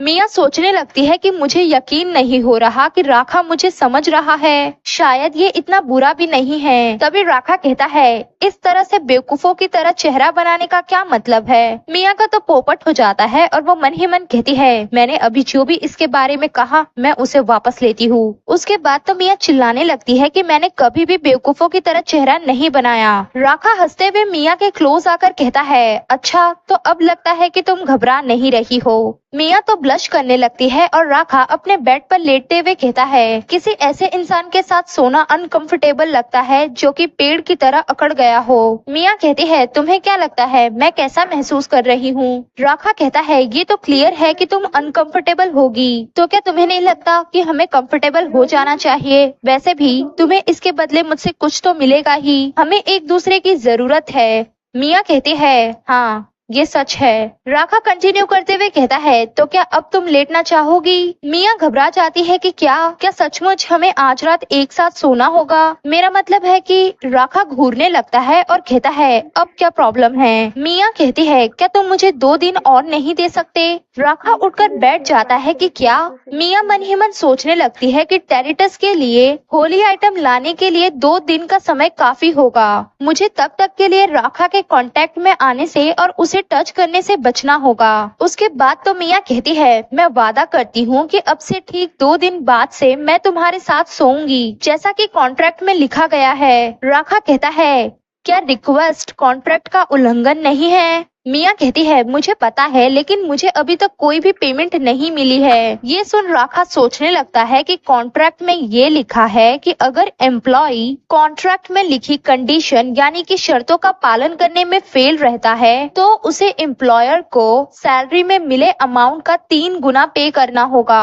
इतने में मिया वहाँ से जा रही होती है कि अचानक राखा उसके पीछे आते हुए कहता है, प्रीस्ट। मिया तो घबराने लगती है कि अरे नहीं, हमें किसी भी हालत में एक दूसरे को टच नहीं करना चाहिए। राखा कंटिन्यू करते हुए कहता है, तुम हमेशा बचने के तरीकों के बारे में क्यों सोचती रहती हो? राखा की ओर फेस करते हुए मिया कहती है, ये सच नहीं है। राखा कहता है, क्या होगा अगर मुझे जल्द से जल्द तुम्हारी जरूरत पड़ जाए? क्या तुम अब भी मुझसे 2 दिन का टाइम मांगोगी? मिया मन ही मन सोच रही होती है कि ये आदमी करीब से देखने पर बहुत थका हुआ दिखता है। आखिर ये कितने समय से सो नहीं पाया है। इतने में राखा गुस्सा करते हुए कहता है, मुझे जवाब दो। मिया कहती है, हाँ मैं करूँगी। राखा पीछे हटते हुए कहता है, हाँ मुझे समझ में नहीं आ रहा कि तुम इतना हिचकिचा क्यों रही हो। तुमको बस यही तो करना है। ऐसा कहते हुए वो मिया के हाथ को पकड़ लेता है। मिया तो घबरा जाती है कि नहीं, ये बहुत ताकतवर है। लेकिन तब तक तो मिया की शक्तियाँ राखा पर असर दिखाना शुरू कर देती हैं, जिससे राखा ब्लश करने लगता है। ये देख मिया सोचती है कि मुझे पता था यही होने वाला है। उसके बाद तो वो राखा को दूर धकेल देती है कि मुझसे दूर रहो। दूर होते ही राखा का सर चकराने लगता है और उसका ब्लैक मैजिक उसके ऊपर हावी होने लगता है। मिया डर रही होती है कि क्या तुम ठीक हो? राखा कहता है, मुझे विश्वास नहीं होता कि तुम किसी को बस छू कर ही उसके दिमाग को खाली कर सकती हो। मिया कहती है, क्या तुम ये पहले से जानते थे? राखा आराम से बैठते हुए कहता है, हाँ, जितना ज्यादा मैं तुम्हारे कांटेक्ट में आता हूँ उतना ही मेरे लिए होश में बने रहना बहुत मुश्किल हो जाता है। लेकिन मैंने सोचा था कि अगर मैं तुम्हारा हाथ पकड़ लूँ तो सब कुछ ठीक हो जाएगा। ये सब सुनते हुए मिया सोचने लगती है कि क्या मेरी शक्तियों की मात्रा दूसरे इंसान के साथ मेरे कांटेक्ट की मात्रा पर निर्भर करती है, तो इसीलिए राखा ने कॉन्ट्रैक्ट में केवल हाथ पकड़ने वाला ही हिस्सा जोड़ा था। तभी राखा कहता है, तुम जा सकती हो। मिया कहती है, क्या सचमुच? राखा कहता है, जल्दी करो इससे पहले कि मैं अपना मन बदल लूं। अब मैं तुम्हें 2 दिन के बाद फिर से यहाँ बुलाऊंगा। मिया भी हामी भरती है और जल्दबाजी में वहाँ से निकल जाती है। मिया बाहर जाते हुए सोच रही होती है कि मुझे किसी कारण से अजीब लग रहा है। राखा ऐसा क्यों कह रहा था कि उसे मेरे साथ सोना है? आखिर ये मैं ही क्यों? क्या राखा भी एम्परर किनेस की तरह शाकिर के फ्लावर के बिना सो नहीं सकता? अगर मुझे पता होता कि ऐसा होने वाला है तो मैं ओरिजिनल नॉवेल को और भी ध्यान से पढ़ती। दूसरी ओर राखा अपने रूम में लेटे हुए सोच रहा होता है कि कौन जानता था कि उसका हाथ छूते ही असर इतना जल्दी हो जाएगा। लेकिन मुझे एक बात का यकीन हो गया है, मिया के प्रति मेरी ये फीलिंग्स असल में मेरी इच्छा है। पहले ये इतना मजबूत नहीं था, लेकिन शायद मैं खुद पर कंट्रोल खो रहा हूँ क्योंकि मैं सो नहीं पा रहा। तभी दरवाजे पर दस्तक होती है, जिससे राखा उठ जाता है और कमरे में आयशा आते हुए कहती है, राखा मुझे नींद नहीं आ रही और मेरा सर भी बहुत दर्द कर रहा है। राखा कहता है, क्या डेल्किन सो रहा है? आयशा कहती है, हाँ, एकमात्र मैं ही हूँ जो सो नहीं पा रही। राखा कहता है, क्या तुमने सोने की कोशिश भी की? आयशा कहती है, हाँ बिल्कुल, मैंने तो 1000 भेड़े भी गिनी, फिर भी मुझे नींद नहीं आई। राखा सोचने लगता है कि ऐसा इसलिए हुआ है क्योंकि हाल ही में आयशा ने ब्लैक मैजिक का यूज किया था। यही कारण है कि मैं ये नहीं चाहता कि आयशा ब्लैक मैजिक सीखे या यूज करे। मैं वो आखिरी इंसान बनना चाहता हूँ जो कि ब्लैक मैजिक से पीड़ित हो। ब्लैक मैजिक के यूजर के रूप में उसका शरीर जितना ज्यादा कमजोर होगा,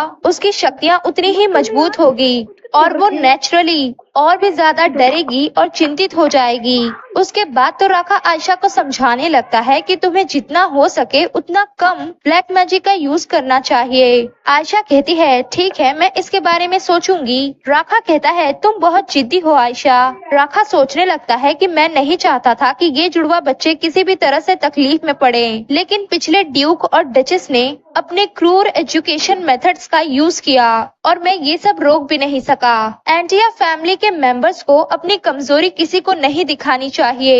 एंटिया हाउस के मेंबर ही ब्लैक मैजिक का यूज कर सकते हैं। उन्हें सिखाया गया कि अब जो तुम्हारे लिए सबसे कीमती है उसे मार डालो। अपनी शक्तियों को बढ़ाने के लिए दर्द तकलीफ अनिवार्य है। यहाँ तक कि डेल्किन को तो सुनाया भी गया कि तुम एंटिया हाउस में रहने के लायक नहीं हो, तुम एक एंटिया नहीं हो। बेशक बड़े होने के बाद मैंने इन दोनों को उस सिचुएशन से बाहर निकाल दिया, फॉरबिडन डार्क मैजिक का यूज करके। लेकिन अगर मुझे ये स्पेल थोड़ा और पहले पता होता तो इन दोनों बच्चों को इतना कष्ट नहीं सहना पड़ता।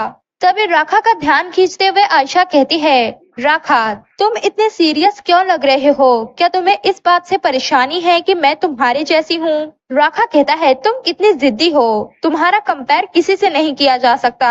आयशा कहती है, नहीं, तुम्हारा असिस्टेंट कहता है कि मैं तुम्हारी तरह ही जिद्दी हूँ। राखा कहता है, क्या उसने सच में ऐसा कहा? आयशा कहती है, हाँ, तुम मुझसे बात करो। राखा कहता है, बहुत हो गया मजाक, अब सो जाओ। उसके बाद तो वो आयशा को उठाकर बेड पर लिटा देता है कि सो जाओ। सबे कि चलो भी अपनी आंखें बंद करो। आयशा खुशी से कहती है, कितनी अजीब बात है, अचानक से मेरे सिर का दर्द बिल्कुल ठीक हो गया।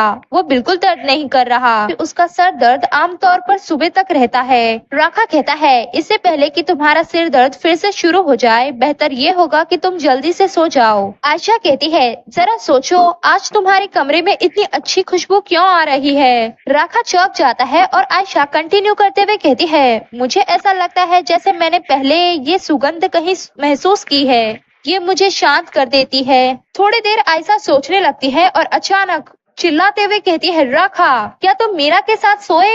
नेक्स्ट सीन में हम देखते हैं सुबह हो चुकी होती है और हमारी मिया अपने बेडरूम के बालकनी साइड में आराम से बैठकर चाय पीते हुए कहती है कि सुबह जल्दी उठकर एक कप चाय पीना सबसे अच्छा होता है। तभी मेड रीता आते हुए कहती है, मिस, लेडी आयशा लापता हो गई है। चाय तो मिया के मुंह से बाहर ही आ जाती है और मिया अपना मुंह पोंछते हुए कहती है, क्या? रीता कहती है, हाँ, मैंने देखा।